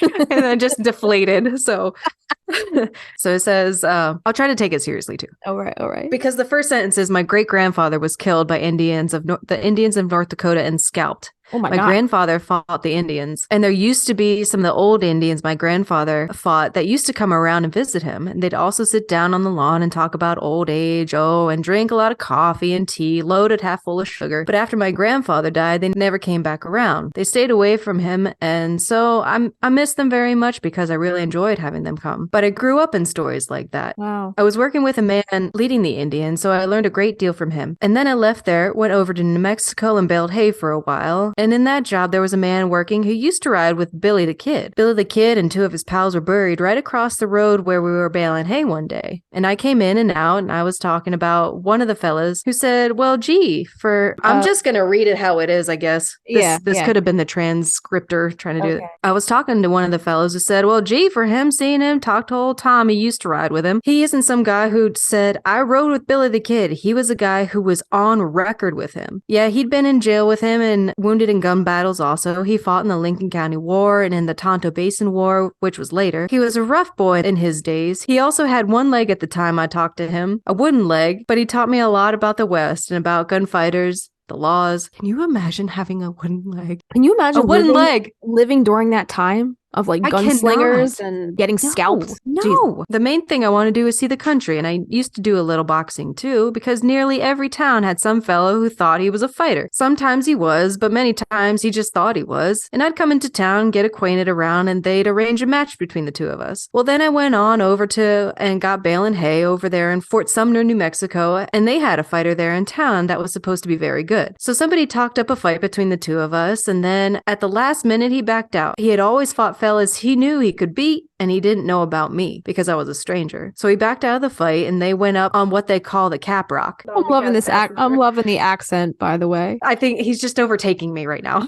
Okay, I love I'm it. letting him possess me. Let the session commence. And they got to following See, now you pop me out of it. I'm sorry. And they got to following us to fight up Navy up there. Wait. And got to follow us to fight in the Navy up there. To a man named Joe May. They got him to come down and fight me. Well, he outweighed me about 35 pounds and he was a pretty tough boy. So he fought to a 6-round draw. Actually, I could have knocked him out, but he was heavy and I wasn't. And pretty strong and older than I was, of course. So I was very wary. I was very cautious about it and I boxed along very carefully, taking my time with taking care of myself and just putting on a good fight until the 5th round. And he hit me a good solid punch that shook me up considerably. So I went to work then. And when the fight ended... So he went to work then. You know in The Princess Bride when he's like, I am not left-handed. And then he's like, neither am I. And they actually start fighting. And when the fight ended and 6 rounds of heavy banging on the ropes out on his feet, usually I had no trouble getting someone to fight me because I didn't look like a fighter. Other fighters always knew other fighters, and the average guy didn't. I didn't have cauliflower ears. I didn't have a broken nose. Oh, what's a cauliflower ear? It's when fighters get knocked in the ear and their ear like inflames and it looks like just like a puffed up cauliflower head. Ooh, that sounds horrible. Yeah, it's disgusting. Ew. I didn't have a broken nose, and so a lot of guys wanted to try me. I fought 59.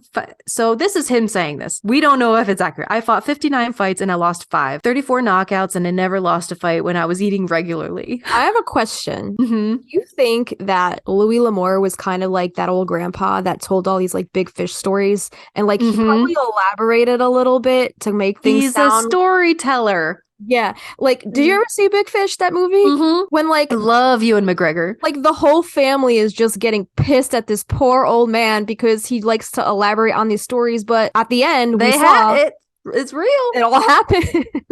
Yeah, you're right. So, I don't know. I'm picturing Louis L'Amour as that grandpa. Just like telling those stories, of just making things seem a lot more elaborate than they actually were. But no, this shit really happened. He's got grandpa vibes. He's got grandpa vibes.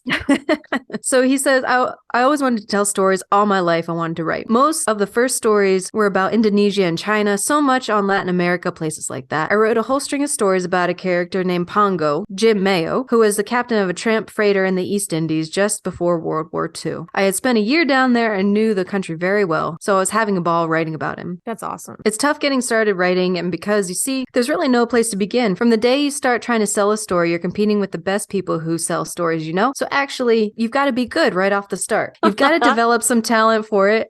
I've written 87 novels. I'm not sure when this was recorded.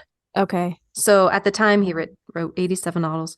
I'm guessing this was recorded in the 80s, because if you watch this documentary, this like interview, it seems very 80s-ish. Like the production value of it seems like it was done in the 80s. And he died in 88, so it must have been right before that. It must have been close to his passing, for sure. I've written 87 novels, and most of them were about the West. Not all of them. And of the short stories written, I don't know how many were about the West. I would probably suggest about 70 or 80 anyways. Possibly more. The West always intrigued me. I really didn't get turned on to the West until after World War II. I came back from overseas, and like everyone else who came back from the army, I had to start over again. The night I got out of the army was January 6, 1946. And I was invited to a party over in Manhattan by one of the editors I knew. And there was a lot of writing people there, a lot of editors there. And one of them asked me what I was going to do. And I said, well, I got to get started writing. He said, well, look, I've talked to you about the West, you know. Okay, wait. I love how they talk back in the day. This is like word for word what the interview was. He said, well, look, I've talked to you about the West, you know. A lot about it. Write me some Westerns. I need it in the worst way. So I did. And they caught on. We were going on and on. Yeah. It's so funny. He's just chatting away. I then have a character, Chick Beaudry, a Texas Ranger, and I wrote about 25 or 6 stories about him. I had never thought of myself as a Western writer and had never planned to write about the West, but suddenly I had a bestseller on my hands. I had a book that had really taken off. So I had a decision. Well, I knew in the first place, if you write Westerns, you're right behind the 8 ball. Nobody considered them literature. That's the first thing. In the second place is to start writing paperbacks, as I was going to do. Also puts you behind the 8 ball, because in those days, paperbacks were considered the end of the road. So So I thought about it and I made up my mind. I was going to do it. I was going to take the ball and run with it. I love that.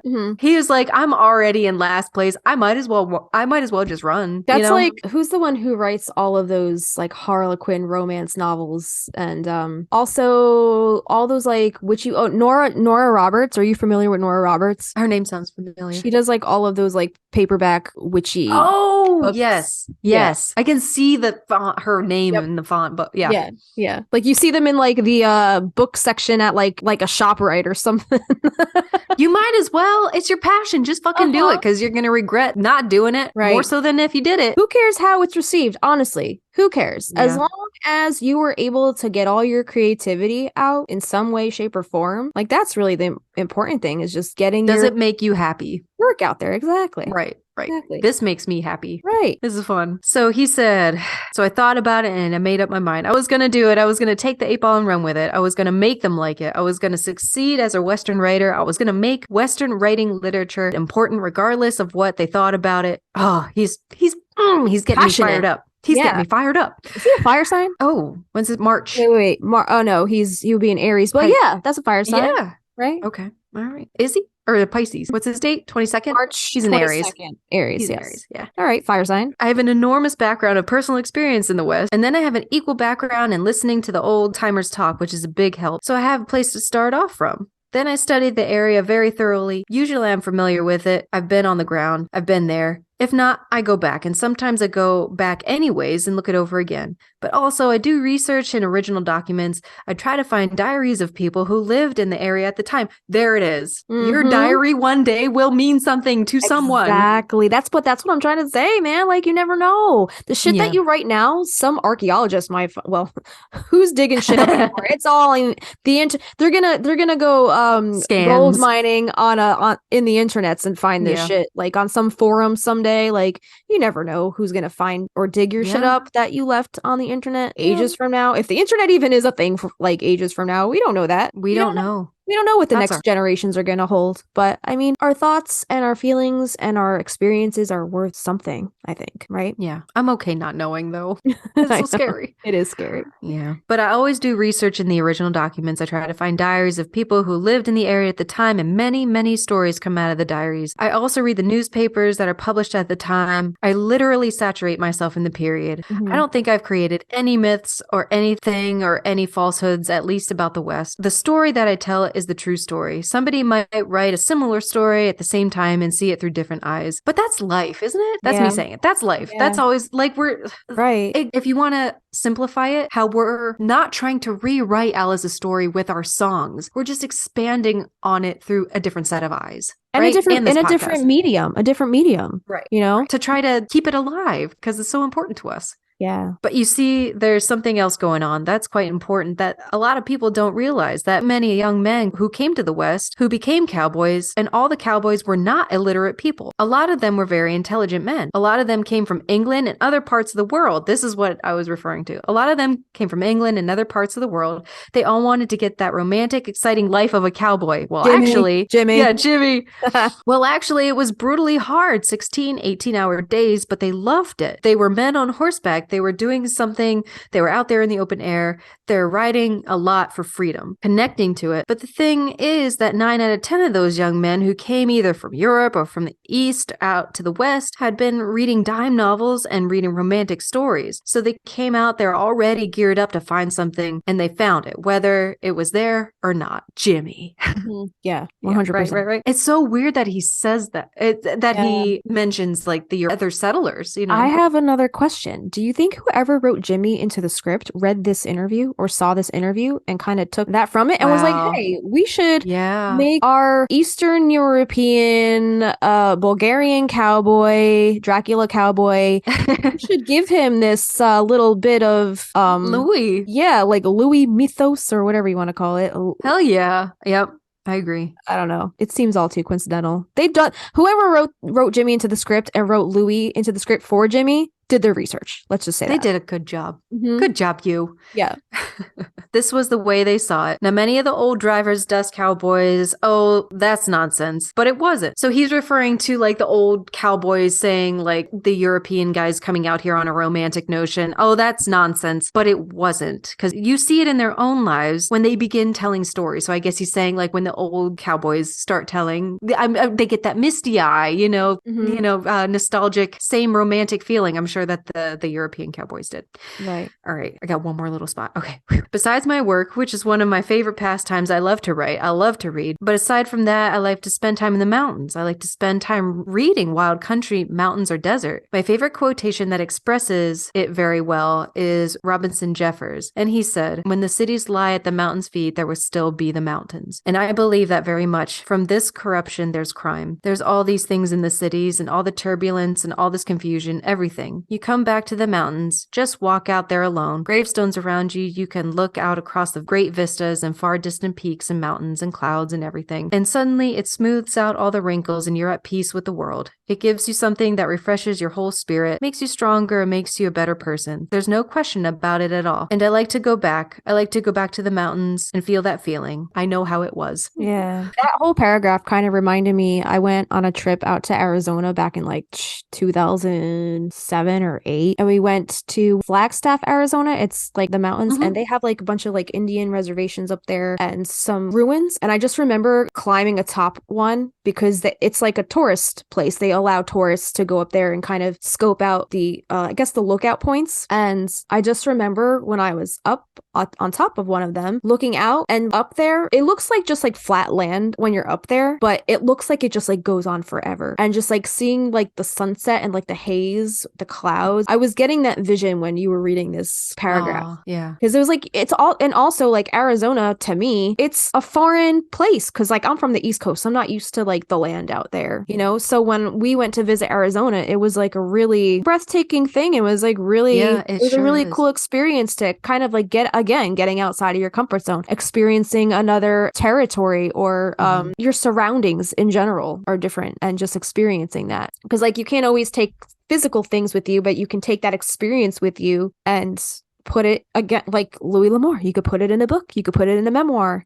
Any experience that you have is a valuable experience. So that makes you who you are at the end of the day. At the end of your life, that makes your experiences make up who you are. So it's a really special thing, I think. I think you nailed it. It's definitely like, from as an East Coast perspective, moving to California, it was eye-opening, and then you get used to it. And then we started going rock climbing in the desert in Joshua Tree, and like the desert, and seeing like the open space and like these like ancient monoliths, that have been there for so long, even before the cowboys came along.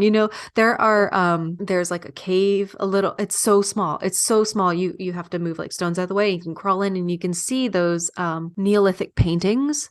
And like to just be, it almost makes you like sad because you're so small in like the grand scheme of things. Yeah. But I always think of dust. We're just a speck of dust. And I always consider myself like a forest person. Like I'm not really a beach person. And then I went and visited the desert, and I was like, this is like soul changing. Like it leaves a wrinkle in your brain. It changes your makeup. Yeah. So I could see him growing up in North Dakota and just having that vastness. I cannot even imagine. North Dakota, by the way, right now is like having negative 30-degree weather. So send a prayer for them. I don't know about now when this comes out, but golly. Yeah. Golly. I agree with you 100%. Cool. I have pictures from that trip that I still look back at. Like, and yeah, they had some of the Neolithic imprints in like the stone and stuff, and some of those ruins as well. So it was cool to capture that. Like, you can't take the physical thing with you, but having that photograph as like a stamp, like I was here, I experienced this. It's a special thing to kind of the oldest thing you've probably like come in contact with, Yeah, and just like even just to touch it.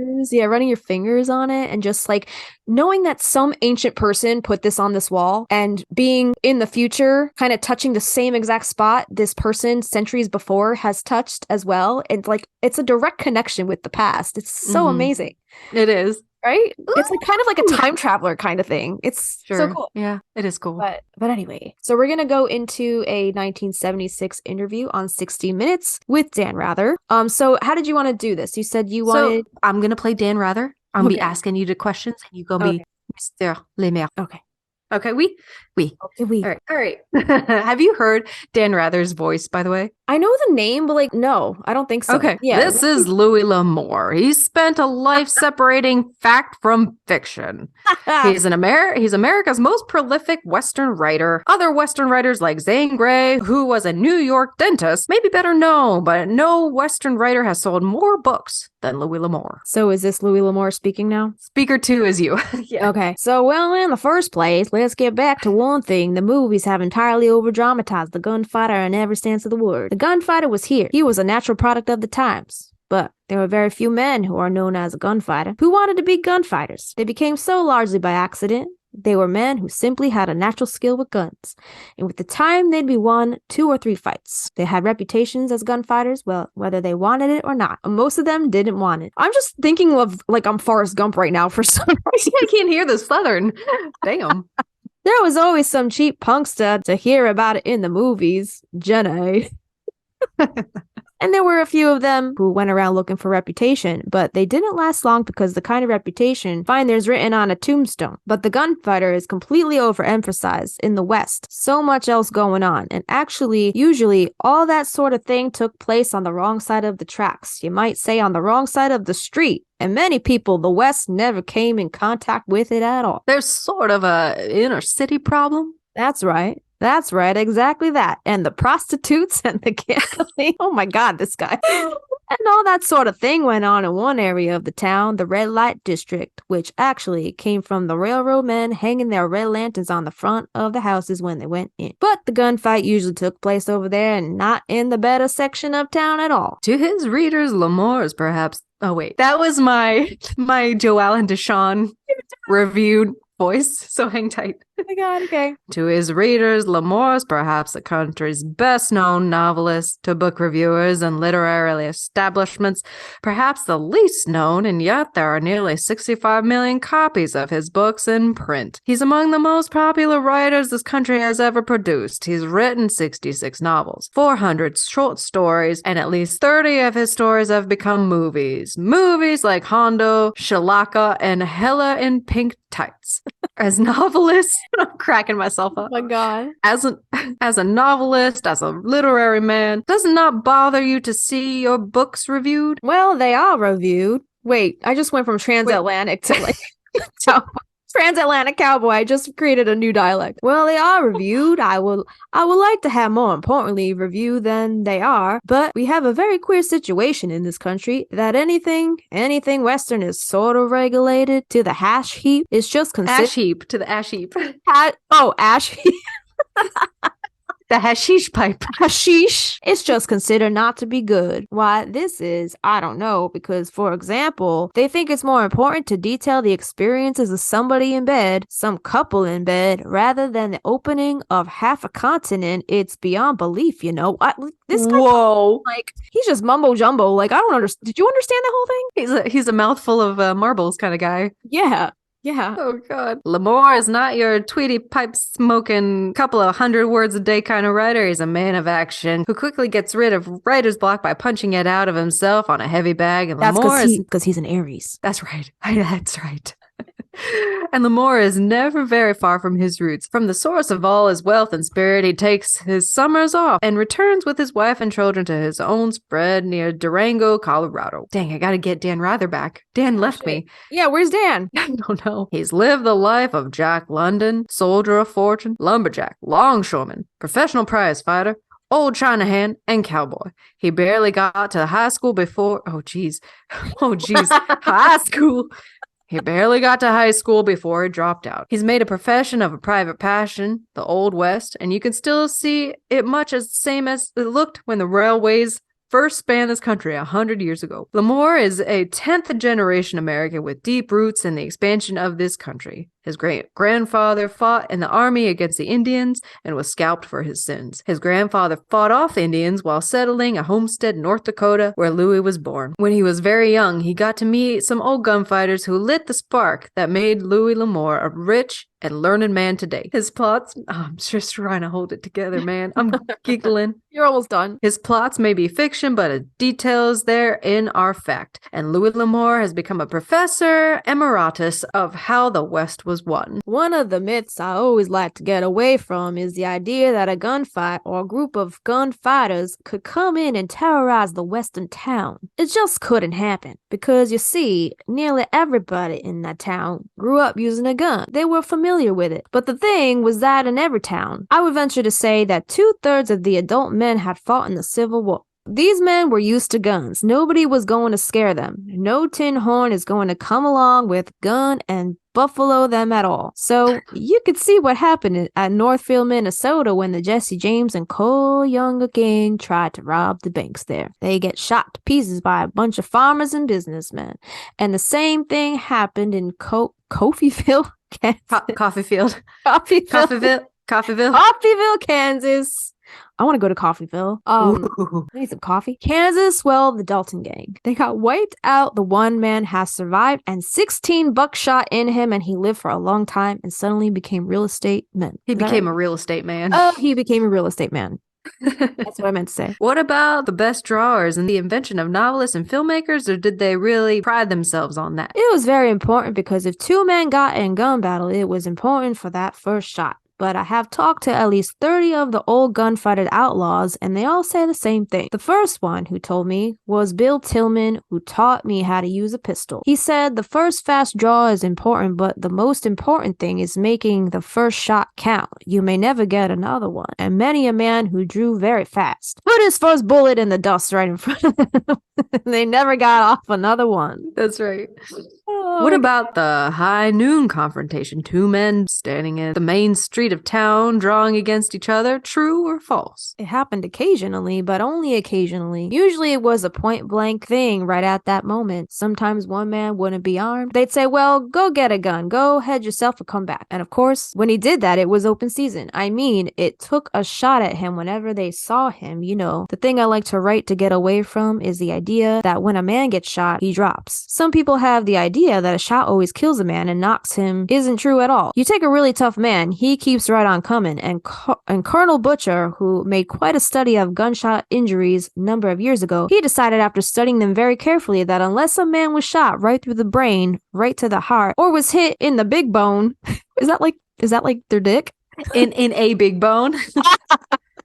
I thought he meant like the big bone, like, you know, the. All right. Thank you for clarifying. You're welcome. He wasn't going to go down, and it was going to keep coming if he was mad, if he had the adrenaline pumped up in his system. So by I the was way, trying to, yes. Our listeners are listening to a very bad play, a very bad reenactment of this interview.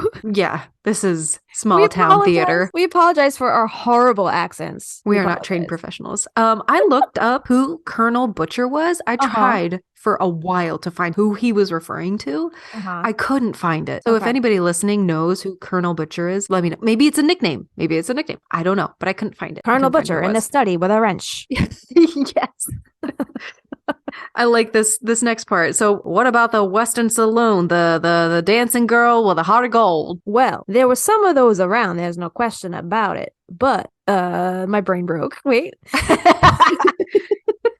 But they're very rarely as attractive as they are in the movies, and they weren't dressed the way they were in the movies. They usually wore long dresses clear down to their ankles, and there weren't many women in saloons. Now, Long Branch Saloon is famous from TV series, you know. Actually, there's no woman in it at all. It was operated by men, for men, and only men. Our perception of the West is that, with the exception of the noble sheriff or marshal, was it was a lawless place. Was that true? All right, so this part's highlighted in green. Does this mean something? This section reminded me of what Jimmy says in that scene. Oh, got it. Okay, all right. So maybe whoever wrote Jimmy's part, once again, did their research, and maybe they pulled directly from this, right? Yes. So he says, Louis L'Amour says, this isn't true. There was really a lot of justice and a lot of very forthright thinking. However, they had very, very little patience. They didn't want justice delayed. They wanted it now. They didn't want long trials of many the lynching so-called rustlers out in the West happened because some fella would catch a man standing his cattle, hanging right on the spot. If it was a tree, handy because it was easier than taking him 100 miles into the courthouse and jail, leaving in there, riding back home, riding in 100 miles more to testify, riding back again, leaving his business, leaving all of his work. Much simpler to hang him on the spot. There it is. Mm-hmm. They would be caught and get hanged. Restless. He's from North Dakota. Asshole. We got the idea that it wasn't, but it was. Murder was a serious crime. Murder was a very serious crime, definitely. You see, when two men shouted out with guns, it was not considered murder. It was considered murder when Burr and Hamilton fought back east either, which was not too long, but before you know. So you gotta think with perspective. And Thomas Hart Benton, for example, the senator killed 5 men in duels. Andrew Jackson killed 1 and was involved in over 102 as a second or something. Dueling, was it a way of settling disputes? It was considered an honorable way. That whole line was jumbled mush. I tried my best. You did great. Now, contrary to what you see in the Western movies, are very few fistfights. They were Irishmen out there, some Irish track workers, whatnot, and they fought with the fists. But by and large, the Western men did not. I like how, like, he just makes Irishmen just sound like Brawlers. he's throwing brawl. Exactly. Yeah. Our own perception of ourselves, of the white men settling the Western, change over the years, and now the history writers tell us we're full of duplicity and murder, even genocide as far as the Indians are concerned. All right, so this part is highlighted as well. Is there a reason why this part's highlighted? So these are Louis L'Amour's words in regards to the settlers' invasion of Native American territory. These are not our words. We are reading it word for word. The white man definitely stole this country. But these are Louis L'Amour's words in regard to Dan Rather's question on history writers saying that they're full of duplicity and murder, even genocide as far as Indians are concerned. That's all I wanted to put out there. What side is Louis L'Amour taking here? Is he taking the white settler side, or is he taking the Native American side? The white settler side. He's taking the white settler side? Okay, so this is Louis L'Amour's exact words.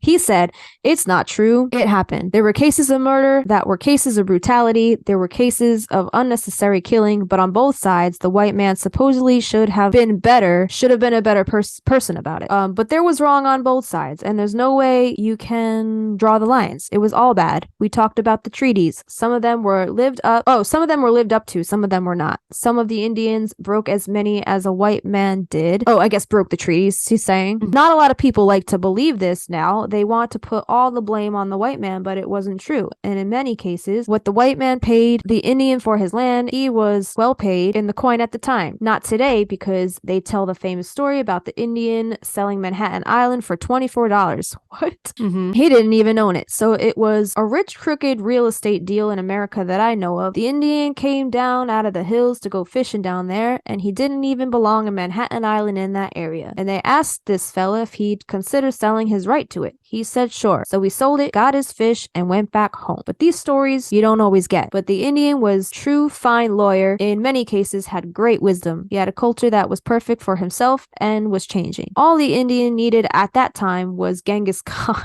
Do you know what he's referring to? Yeah, he's saying that all the Indian people needed at the time was a Genghis Khan, some kind of leader, somebody to pull them all together to fight off the white man. Okay. Somebody to come along and, well, be the middle one in the big group. And we've never made it, believe me. They were great fighting men. So he was saying that the Indians were great fighters. Is that what he's saying? He's saying, yeah, that they were great fighters, and all they needed to defeat the white man's invasion was somebody to rally around, I guess, a central figure. Okay. So that's what I'm getting from it. Got it. Okay, thank you for reading that.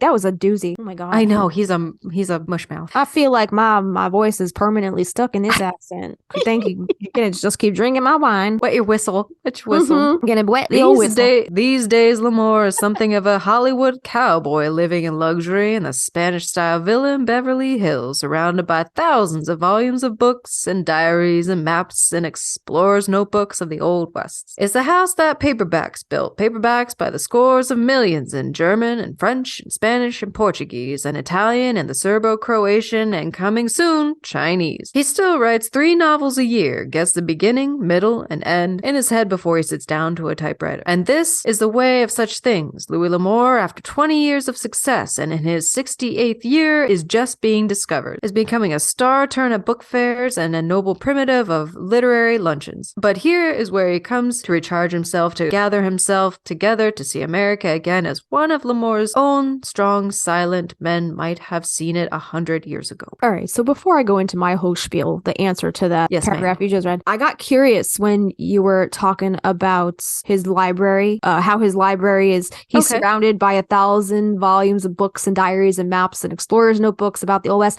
Like, I was like, in my head, I'm like, what? I want to know what his library in this old Spanish villa looked like. So I looked it up. Check this out. That's insane. Isn't it? Whoa. That's a lot of notes and a lot of books. That's a lot of books. That's a dream. Wow. I clicked on the image to blow it up so you can kind of like see more detail. He is very unorganized. I would not want to organize that desk. It's like organized chaos almost, you know? He knows what's up. Oh yeah, he knows where everything is. That's crazy. Ducks in a row, yeah, man. That painting over his fireplace. Is that a cowboy on a horse in a desert? I'm sure. It's very dark. I can't really make out what it is, but that's what I would imagine it to be. Yeah. Yeah, we'll link this in the show notes down below so you guys can take a peek at this guy's library. He's no joke, man. He's the real awesome. Also, real quick, I just want to comment, because also in that paragraph that you just read, it says, it's the house that paperbacks built, meaning the Spanish-style villa that he lived in, right? By the scores of millions in German and French and Spanish and Portuguese and Italian and Serbo-Croatian. Yeah. Right? And the actor that played Jimmy is Croatian. I know. So again, a connection. That's all crazy, isn't it? It's all making sense now. It's all coming together. You're Charlie with all the red yarn. Again, I'm wondering if whoever wrote that script read this interview and kind of pulled that out of there and was like, "We need a Croatian actor. Get me a Croatian." Anyway, so his response, Louis L'Amour's response to that whole paragraph that Kristina just read us, he says, "Out here over in this country, there were 1,000 little Alamos, people who fought and died out there to maintain their homes, to keep themselves, and they were bigger than life because the times demanded. Right now, our times don't, but I'm firmly convinced that it's all still here. The feeling is here, everything. People say there's greed. They say it's a materialistic society. Society has always been materialistic. Show me a country or a time that wasn't materialistic." Ain't he right about that? He is right about that. And I feel like it's just getting more and more materialistic as time goes on, right? It's always been about greed. Mm-hmm. Always. Mm-hmm. Yep. Unfortunately so. So Dan Rather says, "Do you think Louis L'Amour was born 100 years too late?" And Louis L'Amour says, "No, I'd rather be born in this time than any other time. This is an exciting period. Stop and think what's happened in this period. We put a man on the moon. This is the most dramatic thing since the world began. People are taking it for granted, but they shouldn't. It's a tremendous thing. This is the first step on into a new frontier because we're moving out there where it's all going to happen in the future. And I'm not downbeat about the country at all. I'm very optimistic about the whole thing, and there's no reason why not. If you want me to say so, when you looked at my library here, I have my fingertips 6,000 years of man's history, and there has always been times when things were bad. They've always been periods of terrible crime. There's always going to be periods of hardship, but this is the best time that man ever had on the face of this earth right now. The best time in which to live." Beautifully said, Louis L'Amour. Yeah. I wonder how he would have handled the era of internet, because he died right before the internet took the world by storm. Really so I'm wondering, like, would it have helped his craft at all, or would it have been a detriment? I think a detriment, because he was all about the experience, and the internet makes it a little too easy. Yeah, no, totally. I agree. I mean, even as like a 9th grader or like a 8th grader in the 90s, like we still had to go to the school library to do book reports. There was no fucking Wikipedia back then. Right. I think we're the last generation that really experienced actually having to do research, not just log in online and finding shit. You know, we actually had to pull from books and pull from sources and, you know, do our works cited page with stuff we found in encyclopedias and texts and all that stuff. You're right. So I think we're kind of lucky to be on the cusp that like that last generation to experience all that life before the internet made it so easy for everybody to pull. I think it also, I don't know, because I don't have younger friends and the other generations, but to like, I think that also instills a spark in you. I don't know. Maybe it's just me. Maybe it's just you and I. To research and to like search out information and learn and like dig all the time. Yeah. I love doing that, especially on this topic, you know, and looking at all its little nuances and all the little trivia and stuff like that. But just this, I would have never known about Louis L'Amour. And for my, you know, my dad and my grandfather, who are huge fans of Western writing and art and movies,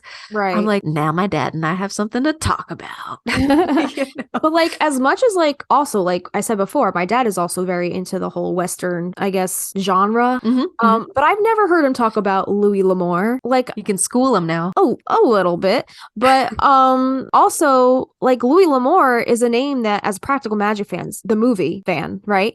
How we grew up, we've heard this name come out of those characters' mouths for how many decades now? Yeah. And like, we never thought to look a little further into it. And now as a result of this podcast, it gave us more of a reason to dig a little deeper and, you know, pull out those references from the movies that, you know, that we've been hearing for years that never thought to dive a little deeper on, but now we're coming around to learning all of that stuff. So it's really cool to, I don't know, just bring these things to light and educate the masses, the people who listen to this podcast, who are here for the same exact reasons that we are. We want to dig deeper on all these little topics, all these little references from the books and the movies. There's so much to talk about. So this podcast makes me want to go to a library in the worst way. Oh, don't you? I know. Yeah. Me too. Should we read some of the titles that Louis L'Amour has had? Because oh my god, this guy's got tons of titles that he's written over the course of his. Let's read a few. So after we get through, we have a few Alice Hoffman books in the book club. I really think we should do a Louis L'Amour book. And there are some other writers she references in her other stories, like Emily Dickinson, and who wrote Mrs. Chatterley's Lover, like things like that we want to dive into because I've never read that before. Yeah, we're going to dive into a lot of the different literature mentioned in the books. Is this the only literature mentioned in the movie? Or was there anything else? It's the only thing that I can think it's the only like kind of not pop culture. Oh, the only pop culture thing that literature is mentioned. Yeah. Yeah. There's no shows mentioned or anything. Like they keep it very focused. Right. Yeah, they do. Well, focus as far as the storyline goes, but as far as the genre. Yeah. Besides the music and the attire. So listen, besides the music and the attire, you could put this story in almost any decade, almost. Okay, I say that loosely, but you know, I kind of get pulled out. Were you and I talking about this? I don't know where I heard this, but when you read a book and they mention like TikTok or Tinder or something modern, I'm like, yep, I'm gone. Yep, same. You know? I like timeless. I like keep it timeless, you know? Yeah. I want to be able to pop in at any point and be like, yeah, the story was made for my generation, or even for my it could have been made for my grandmother's generation, or years from now, it could be made for that generation. Exactly. Once they mentioned the TikTok, I'm like, what? Yeah. The Facebook, what? Yeah. So what are some novels we have? All right. So this is including series novels. And this is starting from his first. Are you going to read all of these? I mean, we can just graze through them. There's a lot here. But this is starting from 1950, his first U.S. publication. I guess it was published in London in 1950, and then the first U.S. publication in 1976. Okay. So starting with Westward the Tide, that name sounds familiar. I've never read it, but the name sounds very familiar. The Riders of High Rock, 1951. The Rustlers, there's the word rustlers again, of West Fork, 1951. The Trail to Seven Pines, 1951. Troubleshooter, 52. Hondo, 53. Showdown at Yellow Butte, 53. Crossfire Trail, 54. Kilkenny, 54. Utah Blaine, 54. Heller with a Gun. 3 books a year? Bro's doing 3 books a year. Isn't it? For the next 3 years in a row. Dude, he's got to be writing every single minute of every single day. Mm-hmm. I don't know if he has time to eat or wipe his ass, but like, how the hell is he achieving this? It's amazing to me. So Crossfire Trail, Kilkenny, Utah Blaine, Heller with a Gun, Guns of the Timberlands, To Tame a Land, The Burning Hills, Silver Canyon, Last Stand at Papago Wells, Sitka, The Tall Stranger, Radigan, The First Fast Draw, that must have been about a duel, Taggart, The Daybreakers. Oh my gosh. What? Do you like that movie? Fuck Me.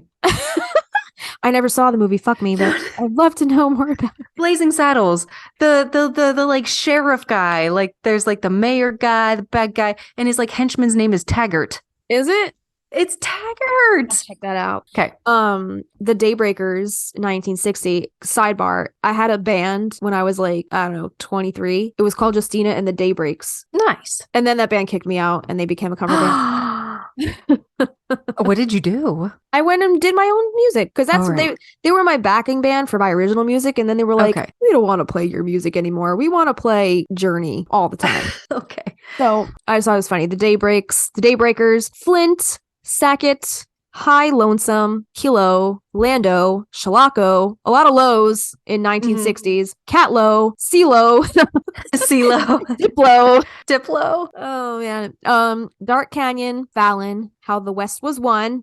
We all know that term, right? How the West Was Won. Maybe we should start with that one for our book club since that's like the most popular. Let's see what else we got here. Hanging Woman Creek, Mojave Crossing, Kiowa Trail, The High Graders, The Keylock Man, The Sackett Brand, The Broken Gun, Kid Rodello, Kilroan, Mustang Man, Matagorda, The Skyliners, Brion, Chansey, Down the Long Hills, and now we're moving toward the 70s, or this is the last year of the 60s. Conager, The Empty Land, The Lonely Men, and now we're moving into the 70s. Galloway, The Man Called Noon, Riley's Luck, The Ferguson Rifle, North to the Rails, Tucker, Under the Sweetwater Rim, Callaghan, Ride the Dark Trail, The Man from Skibbereen, The Quick and the Dead, Treasure Mountain, The Californios, Sackett's Land. Isn't Quick and the Dead a Clint Eastwood movie? That movie, that name does sound familiar. I'll look it up real quick. Yeah, look that up. That was from 1973. Then we have Treasure Mountain, The Californias, Sackett's Land, The Man from the Broken Hills, Over the Dry Side, Rivers West, The Rider of Lost Creek, To the Far Blue Mountains, Where the Long Grass Blows, Borden Chantry, Fair Blows the Wind, The Mountain Valley War, Bendigo Shafter, The Iron Marshal, The Proving Trail, Lonely on the Mountain. Oh, now we're heading into the 80s. Lonely on the Mountain, The Warrior's Path, Comstock Lode, Milo Talon, The Cherokee Trail, The Shadow Riders, The Lonesome Gods, Ride the River. Oh, that was the year I was born. 83, Ride the River. Son of a Wanton Man, The Walking Drum, Jubal Sackett, Passin' Through, Last of the Breed, West of Pilot Range, A Trail to the West Audio, and Haunted Mesa in 87. And then he died in 88. So that, I guess that was his last novel. And then he had a whole collection of short stories. I don't know if we want to read all these, but then he had also had he had some nonfiction, he had some poetry, he had some compilations with other authors. And then he also had some reoccurring characters. He often wrote series of novels and short stories featuring previously introduced characters, the most notable being the Sackett clan. And then there was a whole Sackett series. He wrote 19 books about the Sacketts. That's not including the short stories and the Sackett family involved in 10 other plot novels. Yeah, there were also 10 other novel plots. There we go. Yeah, there were 2 Sackett-related short stories, and they were also involved in the plot of 10 other novels. So they weren't the forefront, but they were involved in the plots of 10 other novels, not solely based on the Sacketts. So real quick, that The Quick and the Dead? Yeah. Okay, ready? It wasn't Clint Eastwood. I was wrong. It was a 1995 movie with Sharon Stone, Gene Hackman, Russell Crowe, and Leonardo DiCaprio. Jack! We're pulling it all back. We're pulling it all back to My Heart Will Go On. All right, listen, we're going to have to, aside from the Goodreads and aside from the book club, we're going to have a movie night and watch this because I've never seen this movie. Have you? I have not seen this movie. All right. It's a Western movie. Obviously, it's about this book, right? Yeah. Okay. Yeah, we're going to have to watch that. And then he had the Talon series. The Talon and Chantry series often combined into one list for a total of 8 books. Then there was the Chantry series, the Kilkenny series, the Hopalong Cassidy series, the Tumbling K series, the Chick Book. God dang.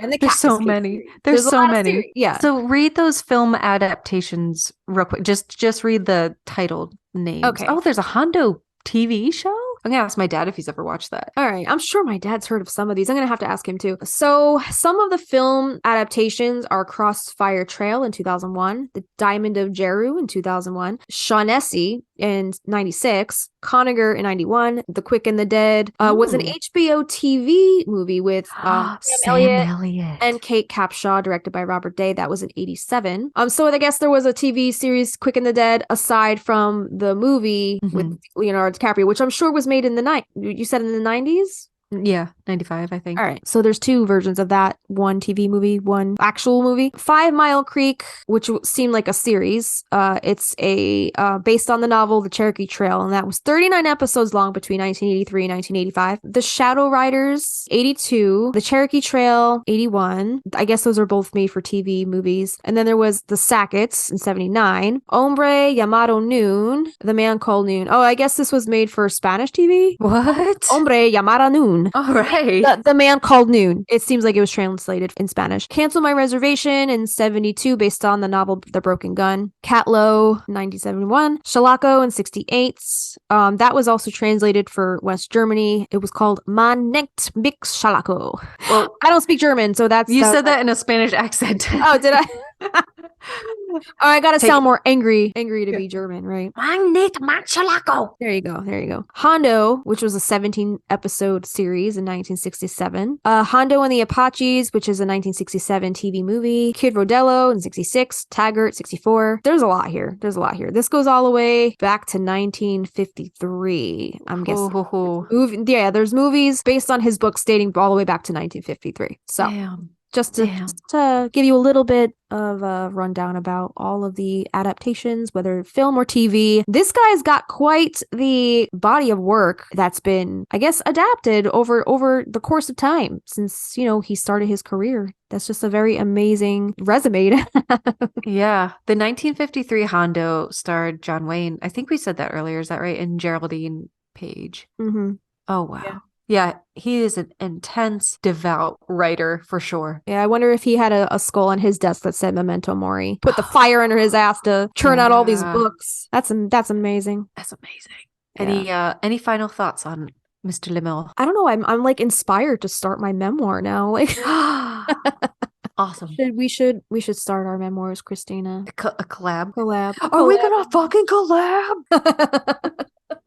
So yeah, do you have anything to add to this episode? I'm blown away. I didn't know that he was such a magnanimous force, I guess, in the Western writing world. And now I do. And I feel a little more educated and not so dense about the topic of Western writers. Right. He's got such an amazing body of work. It's like almost not intimidating, but like I don't even know where to start if I were to read one of his books, right? I know. It's overwhelming how many books he has. I'm like, oh my God, what's a good starting point? I don't know. Right? The vast majority of people who have read his stuff, they're all going to have their favorite book that they recommend for you to read first. Right. Exactly. So if y'all have read any Louis L'Amour books that you suggest we start with, please let us know. Yeah. What do you think Jimmy's favorite book is? The one about the rustlers, clearly. Wouldn't it be some shit if Jimmy literally only read that one book and he acted like he was like this big like connoisseur of Louis L'Amour books? I feel like he didn't even read a Louis L'Amour book. I feel like he just saw it in a storefront and kept walking. I don't think he read it. He just like read the poster and took all of the buzzwords and just like threw them into like one sentence about just to make it sound like he knew what the fuck he was talking about. He put it into an AI generator and said, "Make me sound smart." And then Sally just like came over and was like, what the fuck are you talking about? That is not true. Oh man, so funny. Thank you for picking this topic. This was your pick. And then what do we have coming up? We got a Patreon pick and a random generated pick. Franny was our poll. But wasn't it like up against something else that was really close? What were the poll picks? Right now it's Magic of New England, Dwight, Franny, and something else. Dwight. Oh my God. Kim. She commented on that post. Voted for Dwight, but I think we're doing Franny. I really hope we are because I already finished the notes. I'm like, dude, if Dwight was actually picked, I'm like, how do we create a whole friggin' episode based on a character that had maybe 2 lines in the entire movie? We'd have to pull something out of our ass. Don't know. So we're happy that y'all were here for this giggly, wine-filled discussion about an amazing Western writer by the name of Louis L'Amour, and we hope that we hear from you. If you have read his stuff, we want to know about it. Yeah, and just to reiterate, he was not a foreigner. He's from North Dakota, you asshole. Yep. Rustlers were really bad guys. He also has a mouthful of marbles in that sentence. Yeah, he does. He was also probably very drunk off of all of that tequila. Dude, I can't wait to talk about Jimmy and Goron because there's so much. I can't wait. Yeah. All right, guys, where can they find us? They can find us over on Instagram, which is probably where most people found us first. And we are at Magnolia Street Podcast over on Instagram, where, might I add, Miss Alice Hoffman follows us. So there's that. So if Miss Hoffman is following us, you guys should definitely follow us. And tag her and all this stuff. You're late to the game. Yeah, man, follow us. Don't forget to please, if you're listening to us on Apple Podcasts, we beg you to leave a review, because that's how we get bumped up in the algorithm, and we want Practical Magic fans just like you to be able to find us and join our party, because it's a party. Yes, it is a party. And the party don't stop. What did I say? Where the music is fresh and the music never ends? I don't know what I said. That. All right. If you guys listen never to our WMSR episode, you'll know what the fuck we're talking about. Also, oh shit, what did you just say? Oh, because what did you just say before that? No, before that. Oh, so leave us a review. Oh, yes. So those reviews help us for sure. And we also want to do another song episode, but we need a few more reviews to do so. So if you enjoyed the Magnolia Street one, guys, you kind of already get that little blip, that little song nugget in the beginning and end of our episodes. We have 20 other songs. It's a lot. Yeah, man, for Practical Magic as a concept album. So we want to bring that to you, but we need some written reviews. Even if it's just like a, hey, good job. That works. That's it. That's all it takes. I'm just checking out our Apple Podcast right now just to see if there's any new reviews. I don't think so, though. I think my mom is an Apple user, so maybe I could get her to do one. Yeah, man. Whatever works. Whatever helps get us bumped up. But I know a majority of our listeners are on Spotify. That's why it's like, whatever. So if you want to send us an email, you can send that to magnoliastreetpodcast@gmail.com. We also are on Patreon. We so appreciate all of our patrons who are supporting us, and we get to talk to them and chat with them very intimately. And in our Patreon, do you want to tell them what they get? Yeah, man. So for as little as $1 a month, you can join in on our patron-only polls, where you get to decide or help us decide what topic we should talk about next. So the patrons get one pick per month. So get your votes in so you can weigh in on the next discussion. Also, our $3 tier, you get all of our show notes from today's episode and all the other episodes. Like literally, this is a library, you guys. So once you pay that $3, you have access to not only today's episode, but all the episodes we have in the bank. So literally, you get all the show notes and PDFs. Nice printable PDF if you want to download and print any of these out and make a little binder, whatever you want to do. It's up to you what you want to do with these show notes, but they're there if you want them. So, and also we do after hours posts and blog posts. We post some photos and any kind of behind the scene little tidbits we have to share about the creation of each episode. Kristina's really good at those. I'm not so good, but I'm trying to. Well, thanks. But it's just a fun little inside look at, you take care of all the music stuff. I know. Let you do that thing. Yeah. And then on our $5 tier, you can join our exclusive Discord server and our Facebook. And we've been keeping up pretty well, but we've been doing our one Facebook Live a month for anybody over in our Facebook group, and that's been a lot of fun. And we do talk about ideas, like forthcoming ideas that the patrons like help us come up with, and we put it into action. So like y'all have a say in how this podcast is created. Yeah. So let that be a lesson to you. Yeah. If you want to be a part of the creative process, definitely join our $5 tier on our Patreon. Yeah. So, and the $5 tier on Patreon, the Discord server, you also get to join the book club. So if you want to be part of the book club, get in on that as well. And then our $8 tier is our music from our song-episodes. So if you like the music that you hear, all the stuff that me and Kristina have written together, the whole thing that snowballed this whole podcast, check out the music over there. And we also have some other audiovisual content in between the song-episodes, like meditations or bonus episodes. Side stories, any other little audio or visual stuff that we have to share, we'll throw it on the $8 tier. So you guys have some extra bonus content. That's all we have for the Patreon. So you can check us out at patreon.com/Magnolia Street Podcast. And also one more thing, we do have a little voicemail, a link at the bottom. If you want to leave us a voicemail, leave us a story, weigh in on your favorite episode, so that we could talk about it on the next episode, right? Awesome. And we also have a Goodreads now and a TikTok. So we're good luck finding us. Our social media rounds. Yes. So right, should we appreciate one more cheers? I'm empty, but I'll do a cheers with you. You can't cheers an empty glass. That's bad luck. But then I gotta go back. There's like a little sip. There's a little. Look at that. Okay, that counts. Cheers it. Okay. Ching ching. All right, guys. We hope you enjoyed this episode of Magnolia Street Podcast. We will see you on the interwebs. I'm Kristina. I'm Justina, and we'll see you next Oh, wait. Oh. And we'll see you next time. At that house down the street.